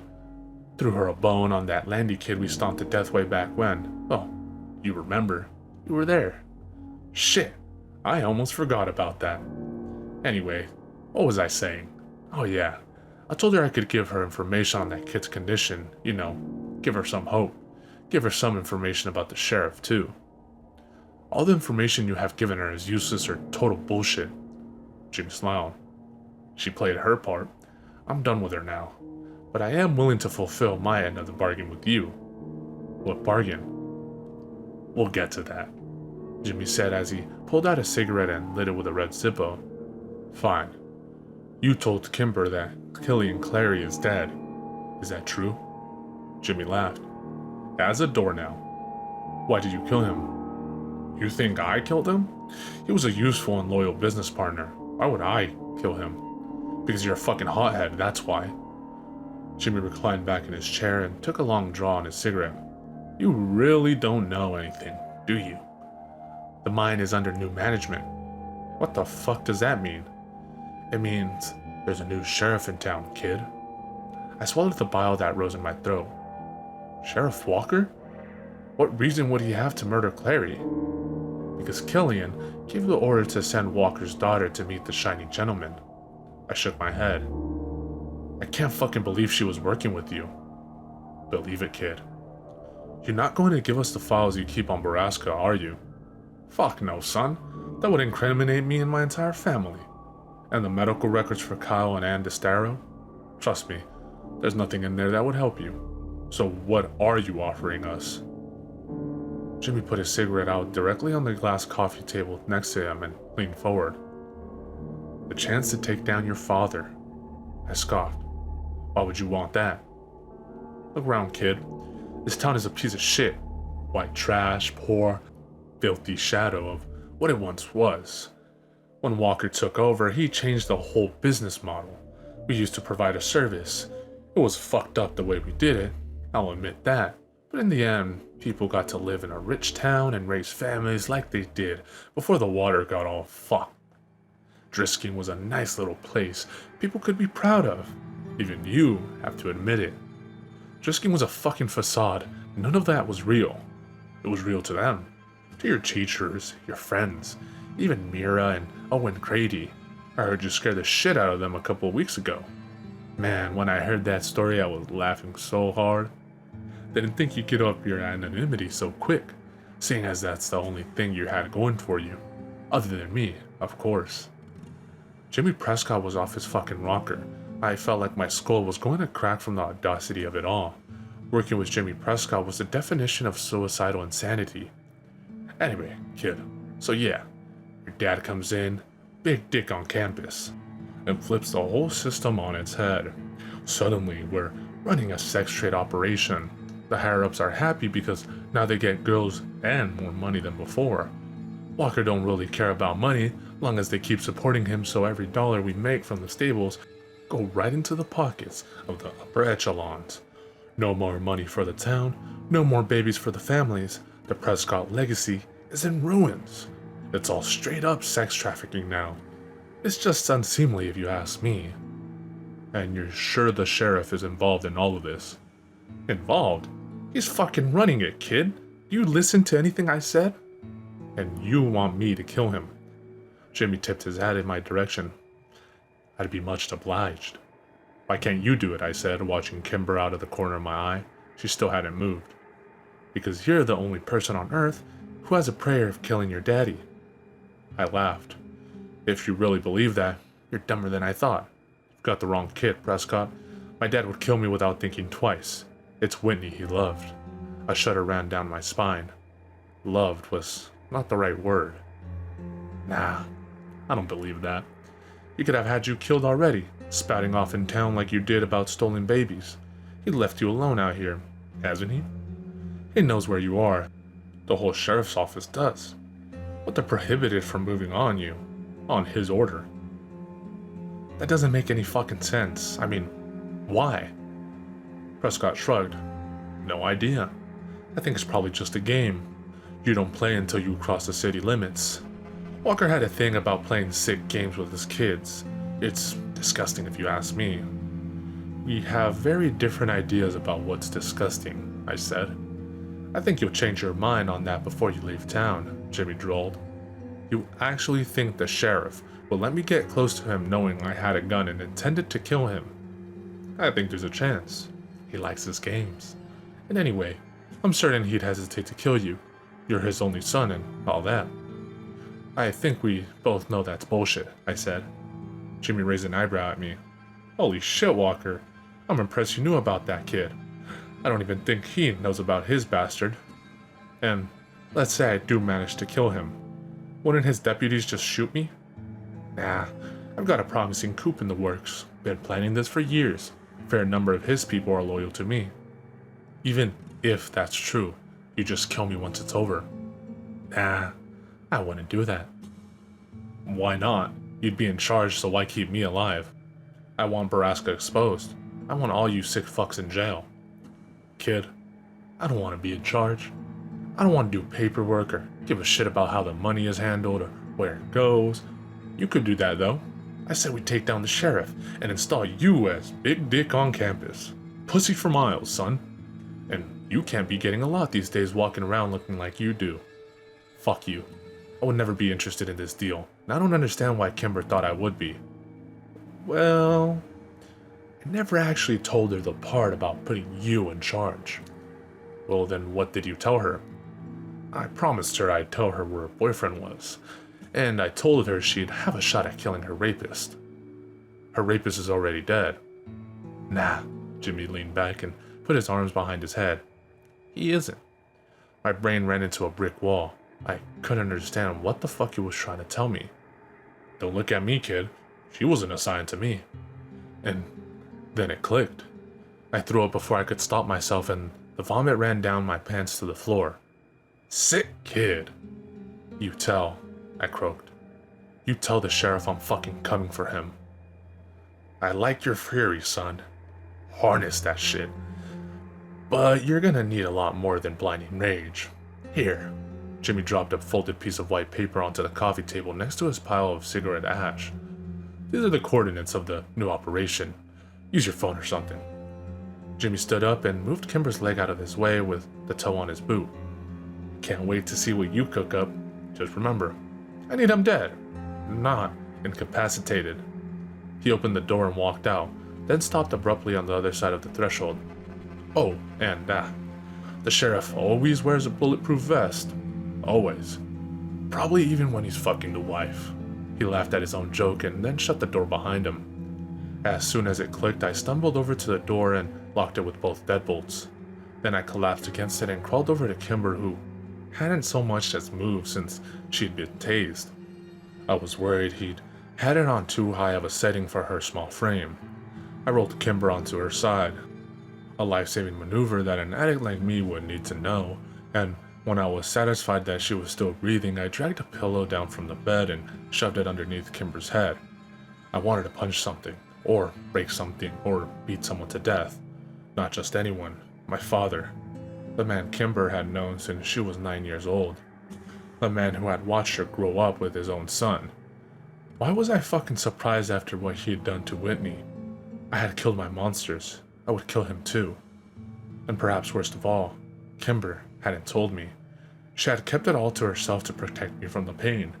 I was the spitting image of my father. I had known it and Prescott had confirmed it, but she never recoiled from me in disgust or looked at me with fear. I knew the sheriff had to die. Jimmy Prescott, sick, twisted fuck that he was about to get exactly what he wanted, but I knew I couldn't let him live either. Prescott couldn't keep me alive. I was a liability. He knew that. He knew that I knew that. He was simply gifting me a lie that I could use to comfort myself while I prepared to go through with it all. Because I knew, if Jimmy Prescott was coming to me for help, that meant that he had completely lost control of the situation. And if Jimmy, with all of his money and influence, couldn't have had the sheriff killed, no one could. Except maybe me, on the longest bet that my father harbored any remaining paternal feelings for me. I only had the beginning tethers of a strategy, but soon I would have a full plan, and I knew for damn sure that it couldn't involve Kimber. I wasn't going to bring her to the mine with me. I put her in too much danger already. I had to figure out how to execute this perfectly, because perfectly was the only way it was going to work. But for now, I would just lie on the floor as the throbbing body ache ate at my coherence. A sharp pain began to push into my back between the shoulder blades. Fuck. I only had days left to live, and I didn't want to die sober. I didn't want to feel everything that you feel when you die. I wanted to be high as the fucking stars when my time came. I'd earned that at the least, hadn't I? The sheriff knew I was here. Prescott was getting impatient. Time was running out. I pulled my phone out of my vomit-soaked jeans and dialed a familiar number. Yo man, I need a favor. Kimber stood next to me. Before I could stop her, she rolled onto her back and started to sit up. Whoa, slow down. Easy, easy. What happened? She looked down at her sweater in a panic. Did I get shot? Yes, with a taser. You can thank Jimmy Prescott for that one. Oh my god. Oh my god, Sam, are you okay? What happened? I'm fine. Kimber stood up and looked around the room. He's gone? Yes. Okay, listen, Sam, I waved my hand dismissively. I know why you did what you did, Kimber. Prescott is a key player, and it's smart to listen to someone that high who wants to flip informer. Yeah, but was it worth it? Did he give you any good information? He gave us the location of the new camp they're using. So it's true, Kimber said excitedly. Do you trust him? No, but I trust these coordinates are correct, and I trust that he really does want the sheriff out. Did he tell you anything else? She asked. I couldn't admit to her that after everything she had done to protect me from it, I'd found out the truth anyways. No, just a lot of bullshit and random tangents. You know Jimmy.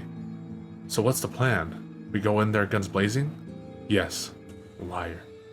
She wouldn't be coming on this particular suicide mission. When? As soon as I get my package from Chicago. As soon as I get you somewhere safe. As soon as we have a plan. Okay, and did he say anything about Kyle? I didn't have the heart to say it out loud. I simply shook my head. Kimber nodded and was quiet for a few minutes. I watched her inner struggle. I remember Kimber well enough to recognize that she was searching for something inside. Something to fight for. It was such a Kimber thing to do. Okay, she finally nodded. Okay, what do we do now? We need to inventory what's in the trunk so I know what I'm working with. We, Kimber corrected. Yeah, we. Okay, what else? She asked. Well, I don't think Prescott is the only person who knows what room we're in at this motel. Let's go down to the front desk and see if they'll swap us to a room at the back of the building. On the first floor if possible, in case a quick escape is needed. We'll keep parking in the front though. Yes, right, Kimber was nodding. Very clever, Sam. I'm almost impressed. Yeah, I guess I'm smarter than I look. That's not what I meant. You're different when you're you know? Without the drugs, you're cunning, strategic. It's going to make all the difference in the end. I shrugged. I really didn't know who I was yet. I was cold a lot and very stiff. My movements felt unnatural. The sunlight that covered the walls of the room from dawn until dusk every day was garish and off-putting to me. Everything felt raw and sharp and unfamiliar. But for the first time in so long, I was able to remember every minute of my day. My motivations were also much clearer and more coherent. Keep the monsters dead, kill my father, and above all, maintain Kimber's safety at all costs. We pulled the car around the back of the building and inventoried Kimber's arsenal that afternoon. There were 2 bulletproof vests and 27 guns in total, 7 rifles, 2 shotguns, and 18 handguns including the Beretta I always kept on me. Kimber had 460 rounds of assorted cartridges. I spent most of the following 2 days pretending to plan with her and waiting for my package to arrive from Chicago. I was beginning to feel so guilty for planning to leave her behind that I wondered if maybe it was even cruel. She wanted vengeance. She deserved it. But Kimber had already suffered so much. She shouldn't have to die for revenge. Not when I could do it for her. The death I would receive at Borrasca was a death I didn't deserve. An honorable one. I could live with that. And then one day Kimber got a call from the front desk while I was in the shower. The packet had arrived and I wasn't there to intercept the front desk from letting her know. I hated hiding anything from Kimber, especially now, but I knew that if she found out about the mysterious package, she may realize that I was planning something without her. When I came out of the bathroom, the package was sitting on my bed, unopened. Kimber was draped casually over the armchair, watching something on TV as if nothing were wrong. I could only be so lucky. I didn't comment and gently moved the box to the area between the bed and the wall where I kept my duffel bag. I took a deep breath. I'd almost been dreading this day because now that the package was here, things were going to start moving very quickly. 2 days, I said out loud. 2 days? Kimber asked without taking her eyes from the screen. We do this shit on Wednesday. I couldn't believe I actually knew it was a Monday. It was the little things that continued to impress me. Kimber kicked her feet off the bed and sat up in the armchair.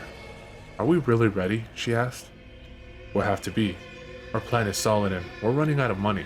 We need to make a move. We can't just wait for them to forget we're here. Do you think we should drive a few towns over and pick up more ammo? No. If we can't do it with 500 rounds, we can't do it at all. I need Prescott's number so I can ask him when the sheriff will be on the mountain. I've mapped the coordinates he gave us and it'll take just under 40 minutes to get there. I'll find out, she said and pulled out her phone. No. I don't want him having access to you anymore. Once was bad enough. Sam, I can handle this. I got us this far, didn't I? Kimber, you know what that man has done. Yes, better than you do, Sam, she said bitterly. Give me the number. We stared each other down for a few minutes, both refusing to back off. Why are you trying to take me out of the equation? She asked finally. I'm not, I lied. Kimber glared at me angrily and then threw her phone at my head. Get it yourself. She sat back in her chair and watched me as I picked up her phone from the floor and ported the number into my own. I know you wouldn't leave me at this fucking hotel, Sam, she said. Of course not. I wouldn't go without you. Liar. Fine, then I need to tell you that before we kill Jimmy, I want him to tell us where they're keeping Kyle. What? I sent the text to Prescott and then pulled the 9mm from under my pillow where I kept it and checked the clip for the 100th time, counting the bullets. What do you mean, where they're keeping Kyle? I told you about this, but I'm not surprised you don't remember. Kyle isn't at the Landys. He hasn't been for years. Otherwise, I would have gone and got him when we first came into town. Jimmy told you this? I asked. Yeah, he said he's either in a home, or a care center, or a hospital, or something. Maybe not even in Drisking at all. Prescott wouldn't tell me. But I know he knows, and he promised to tell me if we could kill the sheriff. I assume you plan to kill Jamie too, and I want to know where Kyle is before you do. I nodded. I had to give her this. I would give her this. I'd make sure to beat it out of Prescott before I killed him. How to get that information to Kimber before I was gunned down? I didn't know, and I had precious little time to figure it out. My phone chimed. It was Jimmy. JP. Who the fuck is this? Me, Sam Walker, JP. Where's the Destaro girl? You talk to me now. JP. Hey, it really is you. Me. When will the sheriff be at Borrasca? JP. Nobody calls it that, prick. Me. When the fuck will he be there? Jimmy. JP. Your daddy is heading up to the stables tomorrow morning. I assume he'll stay a while. Has a couple of girls he really likes up there now. You know how it is when you get a new piece. The sheriff is going up to the mine tomorrow morning and he'll probably be there a few days, I told Kimber. Perfect, she said, but her tone betrayed her. I could hear uncertainness in her voice, and fear. I wish I could tell her that she was safe and that nothing was going to happen to her, but she couldn't know that yet. We'll make our move Wednesday morning, just before dawn, I said. It should be dark enough to see, yet still maintain decent cover. Kimber nodded, then stood up and began to pace around. We need to do a lot of prep tomorrow. Figure out how many guns we can carry and how much ammunition we can fit in our pockets. Reloading takes time when you aren't trained. Maybe tomorrow we can go over the firearms you'll be carrying and I can familiarize you with how to quickly reload clips. We'll want to prep those early, maybe tomorrow night. Good idea, I said, as impassively as I could. I knew that by tomorrow night, I would be gone. But I needed to do something first, something I had been thinking about ever since the dreams I'd had in the throes of withdrawal. I needed to see my mom. I wanted to let her know that I was still alive and I needed to know if she knew what her husband was doing to people. I just couldn't accept that she did. And even if that were true, I believed that my mom would never hand me over to the sheriff if she thought he could hurt me. She loved her kids too much. I looked over at Kimber and realized that today was the last day I was ever going to have with her. I needed to get her out of town, but not now. Not yet. It was our last day together and I didn't want to spend it arguing. There would be enough of that tomorrow. My phone chimed again and I looked down to see another text from Jimmy. JP, you finally making a move, kid? I slept very little that night, awakening well after 11 a.m., groggy and aching. Kimber didn't say a word to me as I brewed pot after pot of stale motel coffee. We spent most of the morning and early afternoon in a stretched, uncomfortable silence. I thought maybe she was nervous or scared, and today was just the silence before the storm. But as the afternoon wore on, I caught her sliding calculated, angry glances across the room as she pretended to read book after book. And that's when I realized she knew. "What?" I said, finally ending the charade. I hadn't wanted to say it. I had hoped to spend a few more hours with her before the end because I knew that from this point onward, Kimber's last memories of me would be betrayal and deceit. I braced myself for the coming fight. "You left the room last night. You were gone for hours," she said. I didn't reply. There was no point in denying it. "And that package you got yesterday from Chicago, more fucking heroin?" My heart cracked at the pain in her voice. Kimber was starting to understand what I was doing to her. "Are you going to deny it?" And though her voice was angry, I heard the plea underneath. "Please deny it. Please." "It was drugs, wasn't it? What the fuck is wrong with you? Why are you doing this, Sam?" Kimber screamed, flinging her book across the room where it hit the wall behind my head. "You couldn't fucking handle it, could you? You couldn't be there for me when it mattered more than anything in the world. You're weak, Sam. You're fucking weak." "I'm sorry," I whispered. Where did you go? Where did you go last night, huh? Did you park down the street where I couldn't see so I couldn't stop you?" "Kimber, you're a piece of shit, and I wish it had been you instead of Kyle. It should have been you." I had often thought the very same, but hearing it from her hurt so much more. "Me too." My quiet admission seemed to sober her. Kimber squeezed her hands together to still the anger and fear that were spawning wild electrical currents throughout her body that manifested as violent shudders.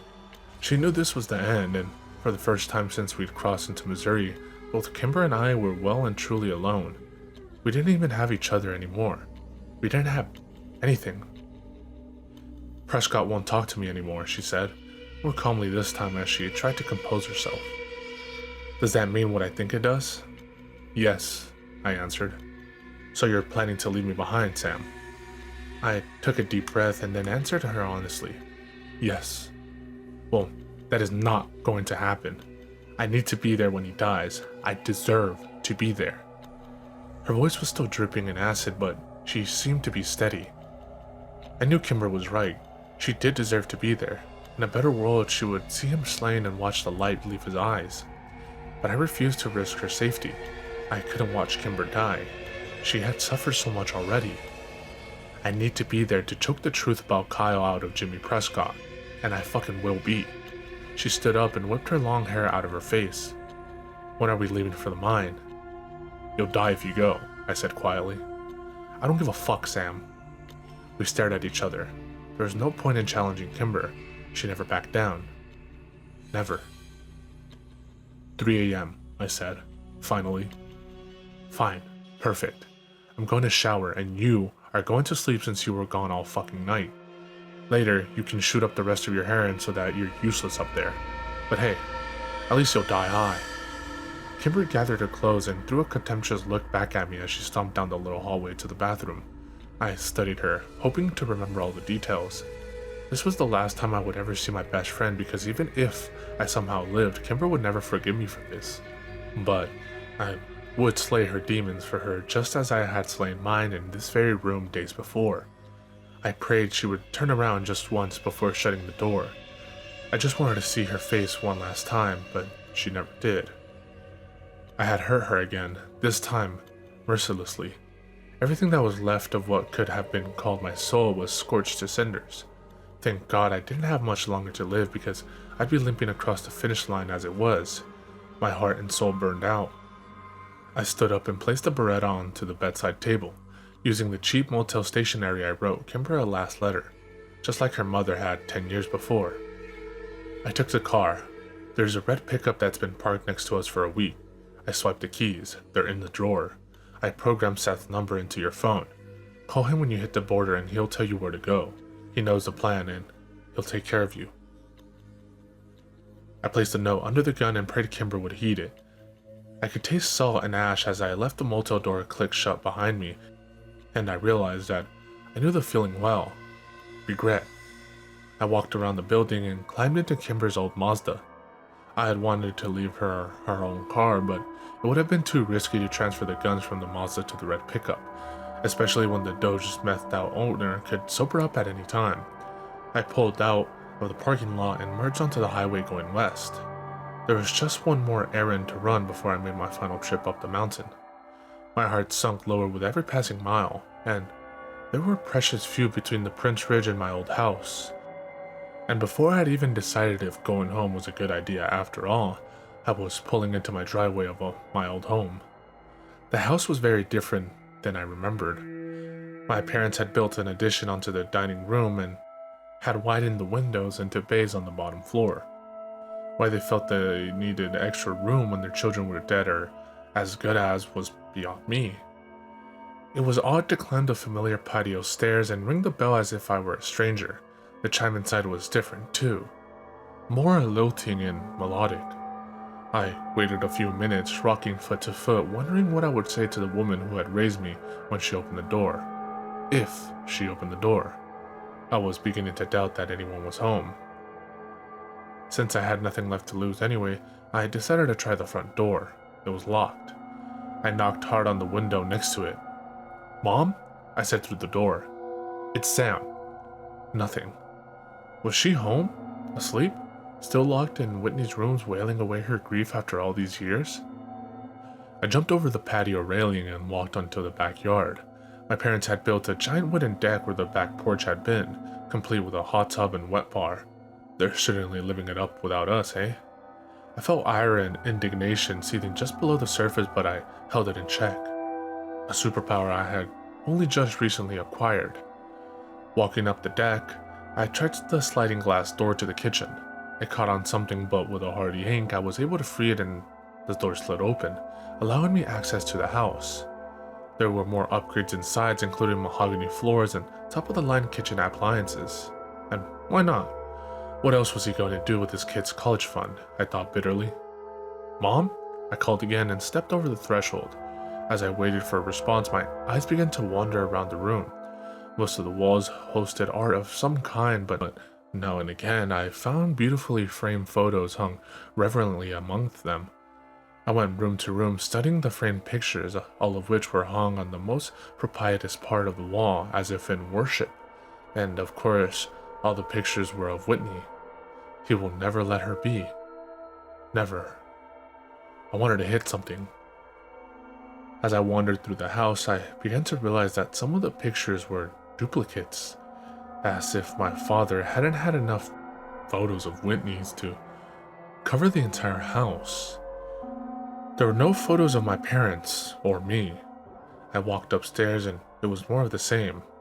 My old room housed only a flat-screen TV and a tanning bed, while Whitney's was exactly the way she'd left it. I couldn't bear to go into my parents' room. Everywhere I looked, I saw Whitney. No, I will not let this happen. I collected the photos from every room, foyer, hallway, and then dumped the pictures, including glass and frame, into the deep marble sink in the kitchen. I then pulled a bottle of whiskey from the outside bar and poured it liberally over the sheriff's shrine.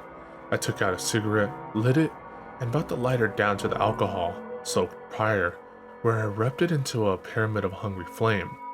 I would burn it all. I would burn him too. While I smoked a Marlboro and waited for the smoke alarm to trigger, I heard a familiar sound from down the hallway across the room. Someone was opening the garage.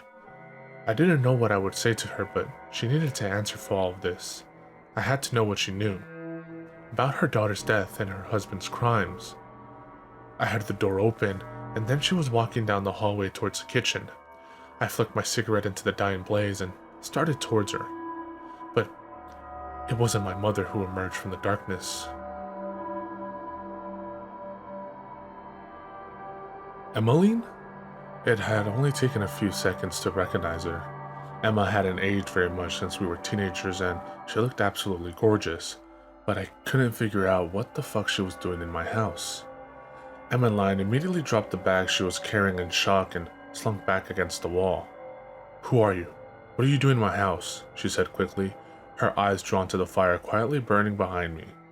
"I was going to ask you the same thing. Why are you here? What are you burning?" Her voice had risen to high-pitched hysteria. "What's in the sink?" "What are you doing in my house, Emma?" Her eyes finally slid up to my face at the familiar use of her name. I watched hesitant recognition dawn there. "Sam?" "Yeah. Now answer my question. Why are you in my house? Where's my mom?" "Your mom?" she repeated. "Yes, she lives here. You know, tall, brunette, always trying to feed everyone, married to the sheriff." Emmeline finally seemed to regain her composure. She straightened up against the wall but refused to move away from it. "Actually, I'm married to the sheriff. He did mention you were in town, come to think of it." You're married to my dad?" My stomach heaved. "Yes, for about 7 years now." She crossed her arms in front of her and smirked. What had he done to her? Emmeline was never like this when I'd known her. She had been sweet and friendly and shy. It was the reason I had crushed on her so hard. With a sinking feeling, I remembered that my dad had known all that because we'd spoken about my feelings for Emmeline at length. Jimmy's word came back to me unbidden from days before. Walker has a thing about playing sick games with his kids. I turned and threw up in the sink, dousing what little fire now remained in a pile of ash and twisted glass. "That's revolting. What were you burning in my sink?" she asked again. "Where's my mother?" I asked, spitting out the last of the bile. "She died years ago, less than a year after you were run out of town," Emma said. She was beginning to sound annoyed and bored. "My mother is dead?" "Yes, dead," Emma clipped. It was almost a relief. If my mom had been gone for so long, it meant that she hadn't been part of any of this. But the pain was lurking there too.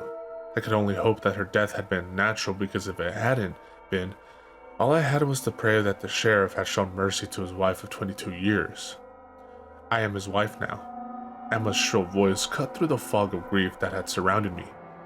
"How did she die?" I asked. "I don't remember." Emmeline rolled her eyes. "It was so long ago, but it's not like you were here, so what do you care?" "You need to get out of here, Emma. He's dangerous." She scoffed. "My husband would never hurt me. I'm the mother of his child. He loves me." "You have a kid? With my dad?" "Yes," she smiled. "She's at daycare right now, and she's his whole world. No one else compares. Not even you." "Oh, really? No one else compares. What's her name, Emma?" I asked. Emmeline faltered and the smile on her face turned snide. "I'm not telling you that." "What is her name?" She shrugged. "What did you burn in my sink?" "I burned every picture of Whitney Walker that was in this house." Emmeline's eyes widened and her face paled almost immediately.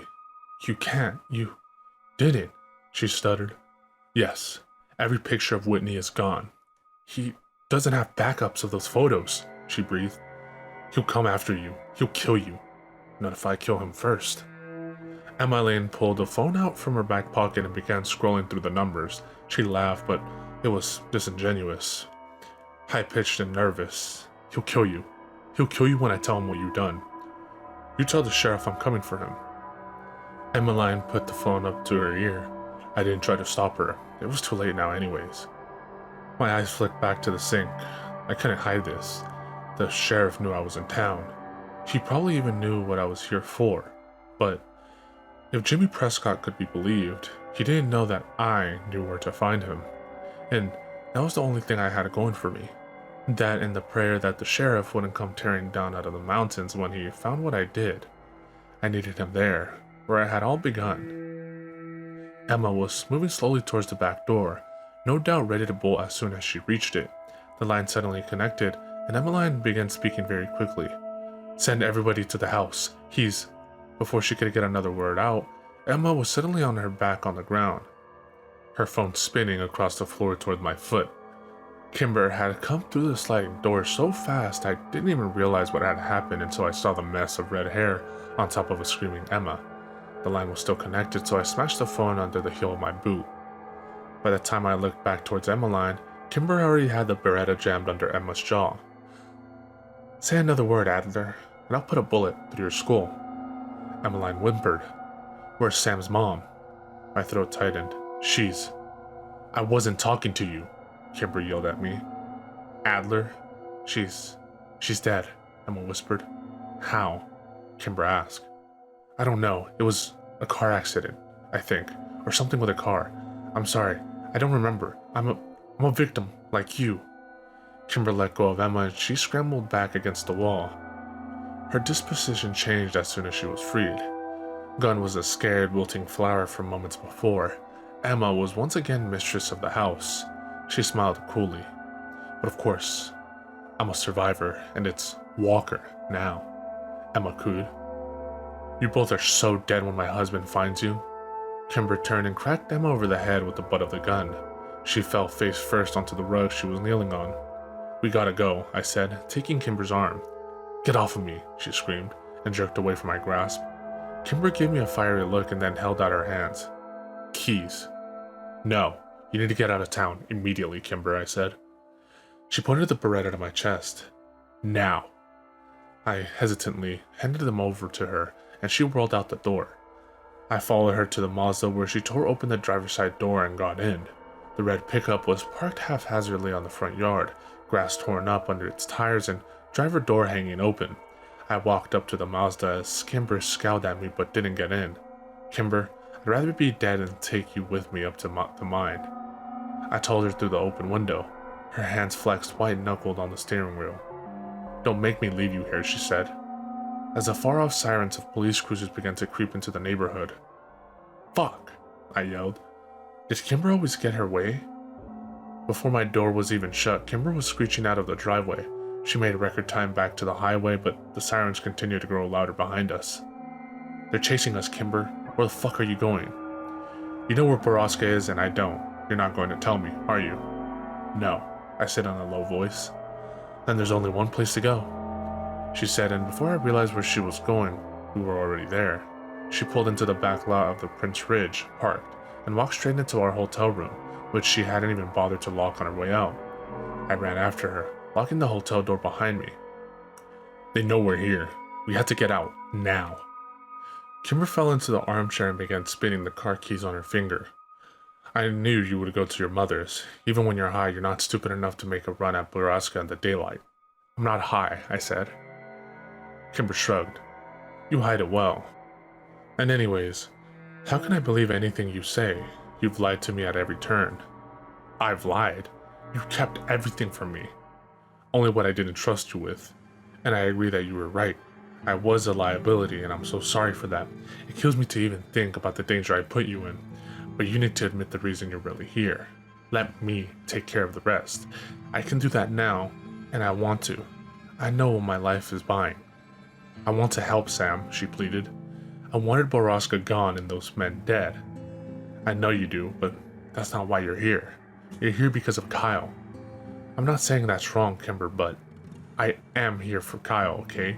I never pretended I wasn't, but I want to see Borrasca exposed, too." The sirens were getting nearer, and we were no closer to getting out of this room. Kimber sighed. "It's clear that that's never going to happen. I thought we might be able to get the records, but I don't know how to find them. These fuckers are going to die with their good names, but at least they'll die, right?" "Yes, they will die." We had finally agreed on something. "And you're not going up there alone for some suicidal showdown. Got it?" she demanded. I clenched my teeth. The time for lies was over, but I couldn't agree to this. The sirens suddenly cut off. They were here. "Kimber," I warned. "Come on out, son. We know you and your girlfriend are holed up in that room." The megaphone was coming from the other side of the building. "They think we're still in 209, Kimber whispered as if they could hear her. It was the break we needed. "Get your shit and get in the car," I said.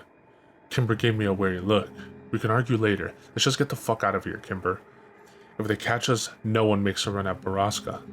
She nodded, still looking distrustful, but slung her bag over her shoulder and quietly opened the door. I prayed they had yet to surround the whole building. I grabbed my duffel bag and followed Kimber out, quietly closing the door behind me. "Come on now, Samuel.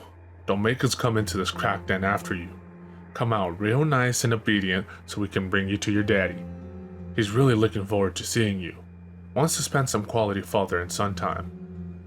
We threw our bags into the back seat and climbed into the car. I waited to hear the megaphone again before I risked turning the engine over. This time, a different voice was spoke. "Samuel Walker, you are a wanted suspect in the felony assault of Kyle Landy. If you resist arrest, we may have to hurt you. The sheriff really wouldn't like that, so don't make our jobs more difficult." "Where are we going?" Kimber asked. "Just away from here. We have to lose them." Knowing that they would spot the Mazda immediately, I decided our only hope was to gun it and light up the highway. The tires screeched as we shot out of the parking lot, headed straight for the freeway on-ramp. There were a few places to hide, and I realized our best shot was one of the forest roads we knew so well. I risked a glance in the rearview mirror as we hit on the on-ramp. The deputies had been caught off guard by our sudden appearance from the back of the building and were only just taking their cruisers out of park as we merged onto the highway. The pedal was on the floor, and it was taking all of my concentration to keep the car stable in the gently falling snow. I knew there was a strong possibility that they would catch us since their cars were a lot faster than ours. "Kimber, hand me the gun." "No," she said without looking away from the side mirror. "I'm a better shot than you." She was probably right. I hadn't shot a gun since before I went to prison. The highway began to curve, and I knew this would be my only blind spot for miles. The one chance to make a move they couldn't see. Instead of pulling off to the right and heading up a gently inclining forest inlet, I cut the wheel and careened over the snow-covered highway divider, across oncoming traffic, and up the steeper, more challenging access road to my left. I prayed our tire tracks wouldn't be visible to them with the moderate holiday traffic kicking up slush over them. The snow was falling softly through the trees as we climbed up the mountain road, and I knew that if we were going to make it somewhere less vulnerable, we couldn't stop. The snowfall would only get heavier. Kimber remained focused on the road behind us throughout our ascent. It was slow going at times, and we got stuck every mile or two. I wonder if Kimber could even get the car back down in the morning. There seemed to be no fear in her. No anxiety in her voice, no agitation in her movements. Kimber knew as well as I did that this was the end, and she didn't hesitate to meet it. Finally, I saw what I was looking for, a turnoff to a more level road that would move us laterally around the mountain. I took the corner and drove a mile and a half down the road before finally putting the car in park. Kimber turned around in her seat and stared out the back window. "They're not following us," I said. "How do you know?" "Because I've been followed before." Kimber turned back around in her seat and chewed on her thumbnail. "But just because we're not being followed doesn't mean we can go back," I said. "They're not gonna let us off this mountain." I choked on a deep breath of thin mountain air, hoping to calm my racing heart. Kimber patted my back. "Breathe, Sam." She leaned forward and popped her glove compartment open, then took out a large folded paper target. "Why do you keep that in your car?" I asked. Kimber shrugged. "Practice." She opened the door and stepped out into the snow. I followed her. "You think they're following us and you want to shoot a gun out here?" I said. "You said we weren't being followed. I trust you." She gave me a small smile as if she hadn't said anything significant. Kimber trusted me. It was a bittersweet victory that wouldn't last long. "Come on," she said. "You need to learn how to shoot. Use the Beretta since you favor it so much." Honestly, I just thought it looked cool. It does, and it sounds cool, too. Have you ever shot a firearm before?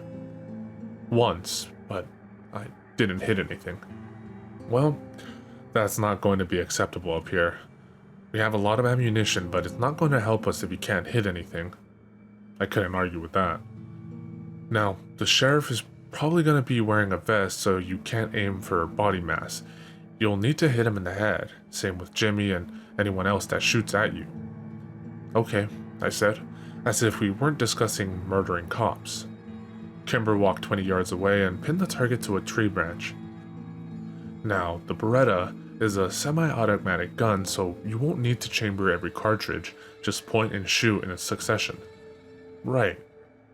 You don't need to rack the slide because there's already a bullet in the firing chamber. Your left foot should be in front of your right, about shoulder length apart. Hold the gun with both hands. Good. Now align the sights and fix on the target. Squeeze the trigger when you're ready. The shot was louder than I expected and echoed through the mountains for almost 3 seconds. Well, if they didn't know we're here already, they do now. Not bad, Kimber said, as she walked up to the target. You hit the very outside circle. Let me correct your stance a little. We worked through the afternoon in similar form, taking a lot of time between each shot. I would fire the gun, Kimber would adjust me or give me advice, and then I would try again. With each progressive squeeze of the trigger, I got a little closer to the center of the target. She worked with me until the sun had sunk far into the horizon and the shadows were too long to decipher from each other. I was beginning to shiver in the sunless cold. I know you're freezing, but this is the perfect amount of light to practice in. You're still leaving at 3 a.m., right? Yes, but Kimber, I can't have you out there. You know that, right? Why do you think I'm teaching you to shoot? You're gonna let me go alone? Do I have a choice? No. Kimber shrugged. Then I guess I have to. It was too easy. Deceptively easy. We both knew she didn't mean it, but I didn't want to argue. Okay. Get low like I taught you and try to hit the birch tree again. I'm going to go get the SIG so I can show you how to use a rifle. I added the white bark of the far-off birch through the sights. I was determined to hit the trunk this time. Even though I knew I wouldn't have the luxury of taking time to line up my shots at the mine, I needed to learn how to use them properly if I was going to have any chance at a success. I exhaled slowly and brought my finger down to wrap around the trigger. Sam, stop! I turned around to see Kimber standing at the trunk of the car. Her face, which had been flushed from the cold for the last hour, had gone white as the snow she was standing in. What's wrong? It's gone. What's gone? I asked in confusion. All of it. What? I walked over next to Kimber and stared into the trunk. All that remained was one bulletproof vest and a scribbled piece of yellow legal paper. We know all you have on you is one semi-automatic handgun. We're leaving you this ballistic vest to show you that we play fair. Your daddy wants to see you. Come to us before we come to you. Coordinates below. The good guys. P.S. Your vehicle has been low-jacked, courtesy of the Butler County Sheriff's Department. They just won, Kimber said in a defeated sort of bewilderment, and she was right. We were absolutely fucked. No, I said. Maybe we can still... Kimber slapped my face. She seemed to immediately regret it as if she had surprised herself, but she carried on anyway. Don't be an idiot, Sam. Kimber jerked the 9mm out of my hand and ejected the clip. It was empty. You don't have anything on you. Nothing? I asked in cold fear. I could work with very little, but I couldn't work with nothing at all. Nothing, said Kimber as she racked the slide, except this. A bullet sprung out of the chamber and fell into the thin layer of snow below where it sunk. I fell to my knees to retrieve it. One bullet? One bullet? We would probably have failed with 1,000 bullets, but with only one, I might as well just put it into my head. When could they have done this? I was beginning to panic. I don't know. After we did our inventory? Days ago. Fuck. But how did they know what we were carrying on us? They've probably been watching us, Kimber said. Or Jimmy told them. I shook my head wildly, unable or unwilling to comprehend our current situation. I couldn't get control of my fear. We needed to sit. We needed to thin. Get in the car, I said finally. We need to get in the car. We shut the doors and I turned on the engine, blasting the hot air into the cab. We ran it for 20 minutes, but nothing seemed to dissipate the cold. Maybe we should just leave. Kimber's voice wobbled when she finally spoke. Her shock was melting into hopelessness. Come back in another 10 years. I didn't want to tell her we couldn't leave. They were tracking the car. They knew exactly where we were. They always had. All roads down to Mountain were already blocked. All roads now led to Borrasca. I pulled off my jacket and shoved it behind my lower back, which was beginning to throb in pain. Kimber was in and out of sleep, and I occasionally turned off the car to conserve gas, making sure to cover her with all the clothes I could find in our duffel bags. It was midnight. The woods were quiet and there was no moonlight to reveal what surrounded the car. We were enveloped by empty, black, ice-cold air. I was cold and tired and in pain. I needed to wait until a few hours before dawn to start my trek to the mine, and the walk to Borrasca would be around 2.5 hours from where we were. I had to make sure I left Kimber with enough gas to get down the mountain and out of town, because as soon as the sheriff was dead, or I was, they would be looking for her. I watched her sleep and wondered at the madness of the world. We should all have lived normal lives, graduated together, went to college, been roommates, backpacked Europe, but none of that could ever happen now. And what cruel irony it was that Kimber was more of a sister to me than she had ever been to Kyle. The universe was just a big fucking asshole. I rubbed my eyes and debated braving cold outside for a cigarette. I had 14 left and I planned to smoke them all before I reached the mine. I didn't mean what I said. I jumped a little and Kimber laughed softly. I didn't know you were awake. Who can sleep? She groaned. Good fucking point. Kimber sat up and pushed 20 pounds of clothes off of her. I noted the time and started the car. I didn't mean it. What I said about wishing I had been you instead of Kyle. Don't worry about it, I said, shifting comfortably in my seat. I wish the same thing. No, Sam. Kimber grabbed me by the sides of my head and pulled me to her where she rested her forehead against mine. There's no one I would rather have by my side tomorrow. And I know you don't want me there, but I will be, to the very end. With Kimber holding me the way she was, there was no way for me to hide my wet eyes. I pulled my head back and wiped my face with a ratty flannel sleeve. Emotions were so much more overwhelming when you felt all of them. Without responding to her, I opened the door and stepped out into the piercing mountain air. I closed the door, leaned against it, and dug into my pocket with a shaking hand. I left my parka in the car in my haste to get out of it. But I wasn't going back now. My new mantra echoed through my mind again. One bullet. I heard the passenger door open and turned in time to catch the parka Kimber had thrown at me. You idiot, she said. Get back in the car, it's freezing.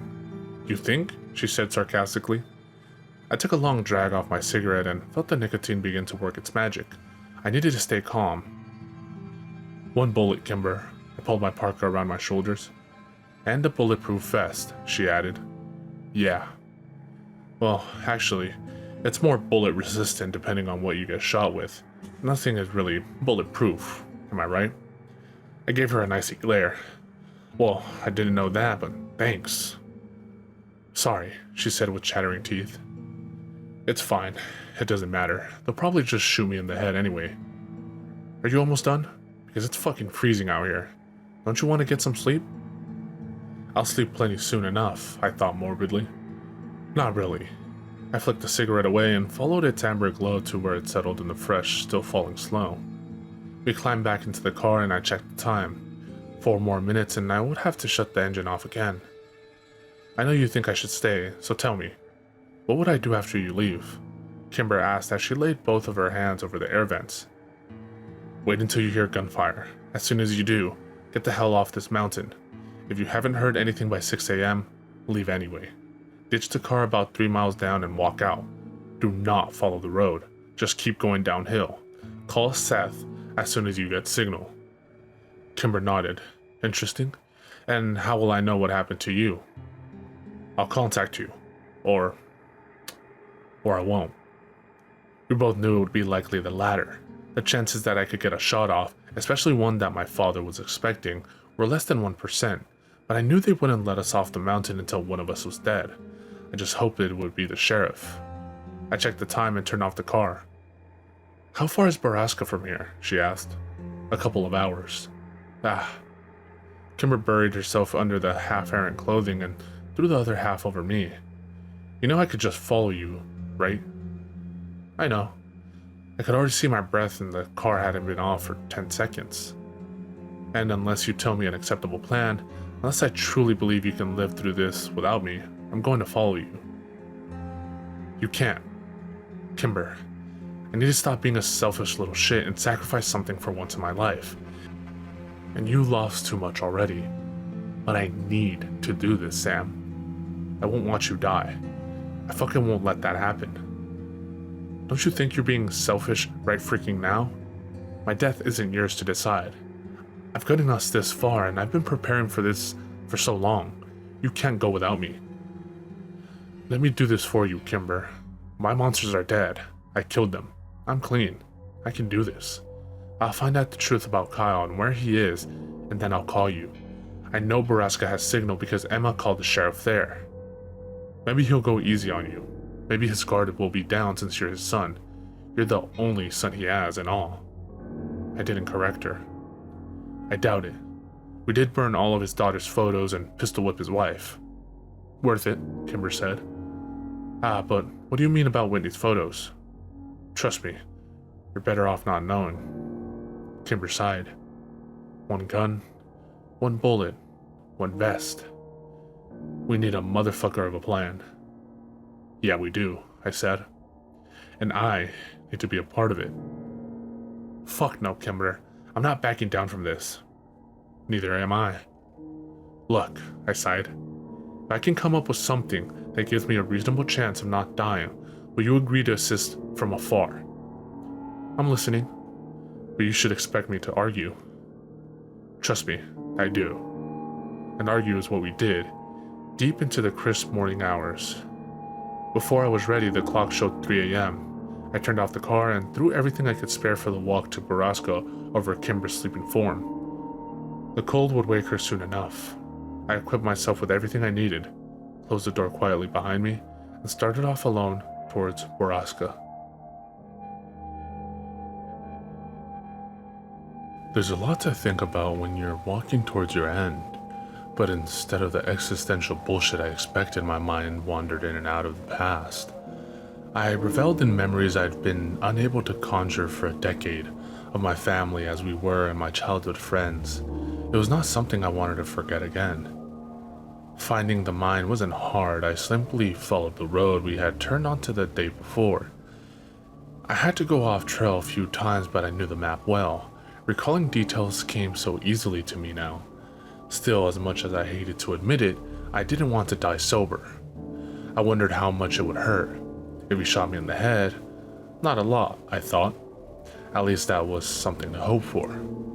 I was wearing 6 layers of clothing, but frozen to the core by the time the sun turned the sky a murky gray. The cigarettes were gone, and I had been jonesing for another one for the past hour and a half. I needed more time, but I knew I was almost there.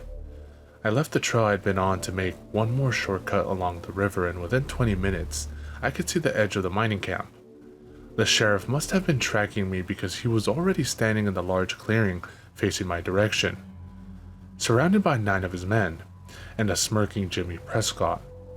Jimmy was standing a few feet behind my father, smoking a cigarette and watching me as I approached. He winked. Before I knew they were behind me, 2 deputies still in uniform grabbed my arms, pinned them to my sides, and dragged me the last few yards into camp. They dumped me at the sheriff's feet, and he looked down at me in disgust. 13 men, and 1 bullet. I couldn't believe it all came down to the lies and whims of Jimmy fucking Prescott. I stood up, noting all the guns suddenly drawn on me in response, and looked at the sheriff eye to eye. I was sickened to realize that we were almost identical in every way. His hair was the same dark brown color as mine, untouched by age. The skin on his face boasted only a few light creases, and my terrible lifestyle and weathered features somehow matched his older age. I wonder how Kimber had stomached my face every day without turning away in disgust. "Hello, Graham," I said, and spat into the snow between us.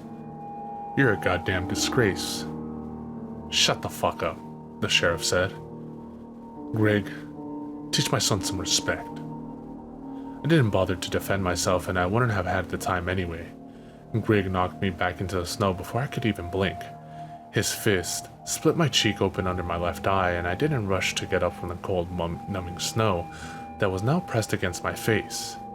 It was in that moment that I felt Borrasca all around me again. It was as deafening as the last time. I could sense it in the air, the fear, the suffering, the pain. And I could almost hear them whispering through the walls like they had 10 years before. Help me, please. Help me or kill me, but don't leave me here. The building to the sheriff's back was most surely the dorm. It was larger than the other one, but radiated the same aura of agony and death. Now listen the fuck up, Samuel. This little charade of yours ends today. It appears you actually believe a woman and a drug addict could single-handedly dismantle a business this size, so you must be fucking stupid. And that makes me feel sorry for you.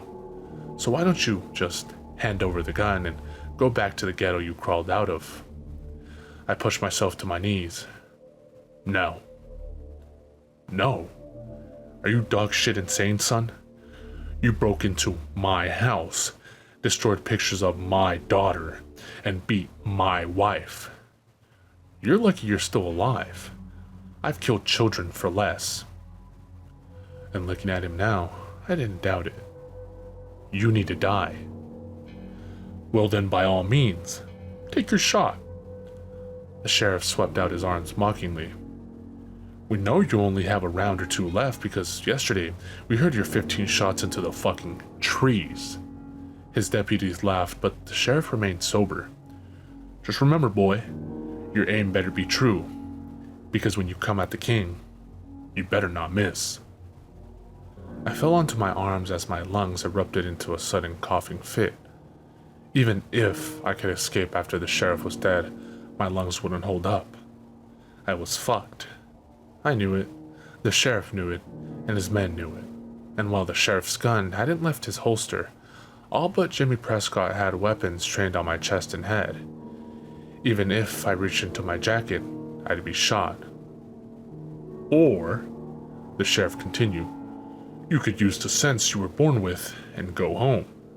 Hell, I'll even have Dreddy drop off more heroin before you get there. You've run me up quite a tab with that boy over the years. My dad is my fucking supplier. How stupid was I? Fuck. I couldn't even remember the last time I'd paid for my drugs. He'd been keeping me harmless and docile for years, and I'd let him do it. Who the fuck was this person that I had once loved most in my life? No, I have questions you have to answer, I told them through the burning in my throat. No, that's where you're wrong, Sammy. I don't have to do anything. Ever. Why did you hurt Whitney? The sheriff yanked his gun out of his holster and then crossed his arms in front of him, pointing it at the ground. The only thing I did to Whitney's was avenge her death. Now, you raped her. The sheriff stepped forward and cracked me across the face so hard with his pistol that I felt bones snap in my nose. I fell back into the snow, and before my vision even cleared, he snapped one of my ribs with the toe of his boot. I lay curled on my side for a few seconds while the pain radiated from my chest to my spine and scattered to every nerve in my body. I really wish I had some H. If I were high enough, death would feel like a glorious footnote. When the pain was verging on manageable, I rolled over and got up on my hands and knees, spitting blood into the snow. I raised my head to look up at my father. He was still standing above me, fist clenching the butt of his gun, and a red rage spread across his face. Bit of a sore spot? I coughed. Don't you ever say anything so filthy about your sister ever again, or I will shove my gun up under that ballistic vest and shoot you in the fucking gut. I needed him angry, but not angry enough to kill me. Not yet. What happened to my mother? I grimaced, speaking hurt. The sheriff stepped back and smiled, his composure regained. What a woman she was. But I'm afraid she died in a freak accident some years ago. I don't believe you. I sat back on knees, struggling to breathe. Slow breaths. Get the air in. Don't pass out. I don't give a shit if you believe me. This conversation is getting boring. This isn't a fucking Q&A. You had your chance to leave, and instead you decided to say disgusting things about your sister. Was I wrong? You were talking about things you knew nothing about. I loved Whitney. You're a fucking monster. Is that any way to talk to your father? You know, I think Greg needs to teach you some more fucking respect. Fuck you. I know what you did to Kimber. Oh yeah. Would you rather it had been someone she didn't know? Someone that disgusted her like that geriatric fuck Clary or Prescott over here? He jibed a thumb back at Jimmy. I would rather it had been no one, I screamed at him, bloody spit flying across the space between and landing on his jacket. He backhanded me, but this time I didn't fall. You watch your tone with me, boy. It's bad enough that my men are here to see what a fucking joke my own son has become. It's fucking embarrassing. Then send him inside. Let's talk, just you and me. You think I'm scared of you, Sammy? I don't even think you have 2 bullets. I think you got 1. And I think you want to use it on me. Well, go ahead, son. Pull that gun on me so I can kill you nice and legal. Not until I know why you did this. You were my dad. I loved you. He laughed. You don't look like any son of mine. But more importantly, you were a cop. You were supposed to protect people. No, Sammy, I'm a businessman. Always have been, even back then. Why the fuck do you think we came to Drisking in the first place? I remembered. I hadn't understood it at that young age, but I knew now what the whispers had meant. Because of those girls, and the things they said you did. Exactly. I was making money. They were getting laid. They were 14, I growled. 14 is older than you think, Sam, and it's not like I touched them. So this is what you wanted all along, a great big rape empire? The sheriff shrugged. If that's what it takes. I'm only here for the power and the women. I'm an alpha, Sam. That's why I can't figure out what the fuck happened to you. You've got the blood of kings running through your veins and you fill them with tar. That shit is for the fucking women, but I have to send it out to your handler every month. My only son is a white trash drug addict.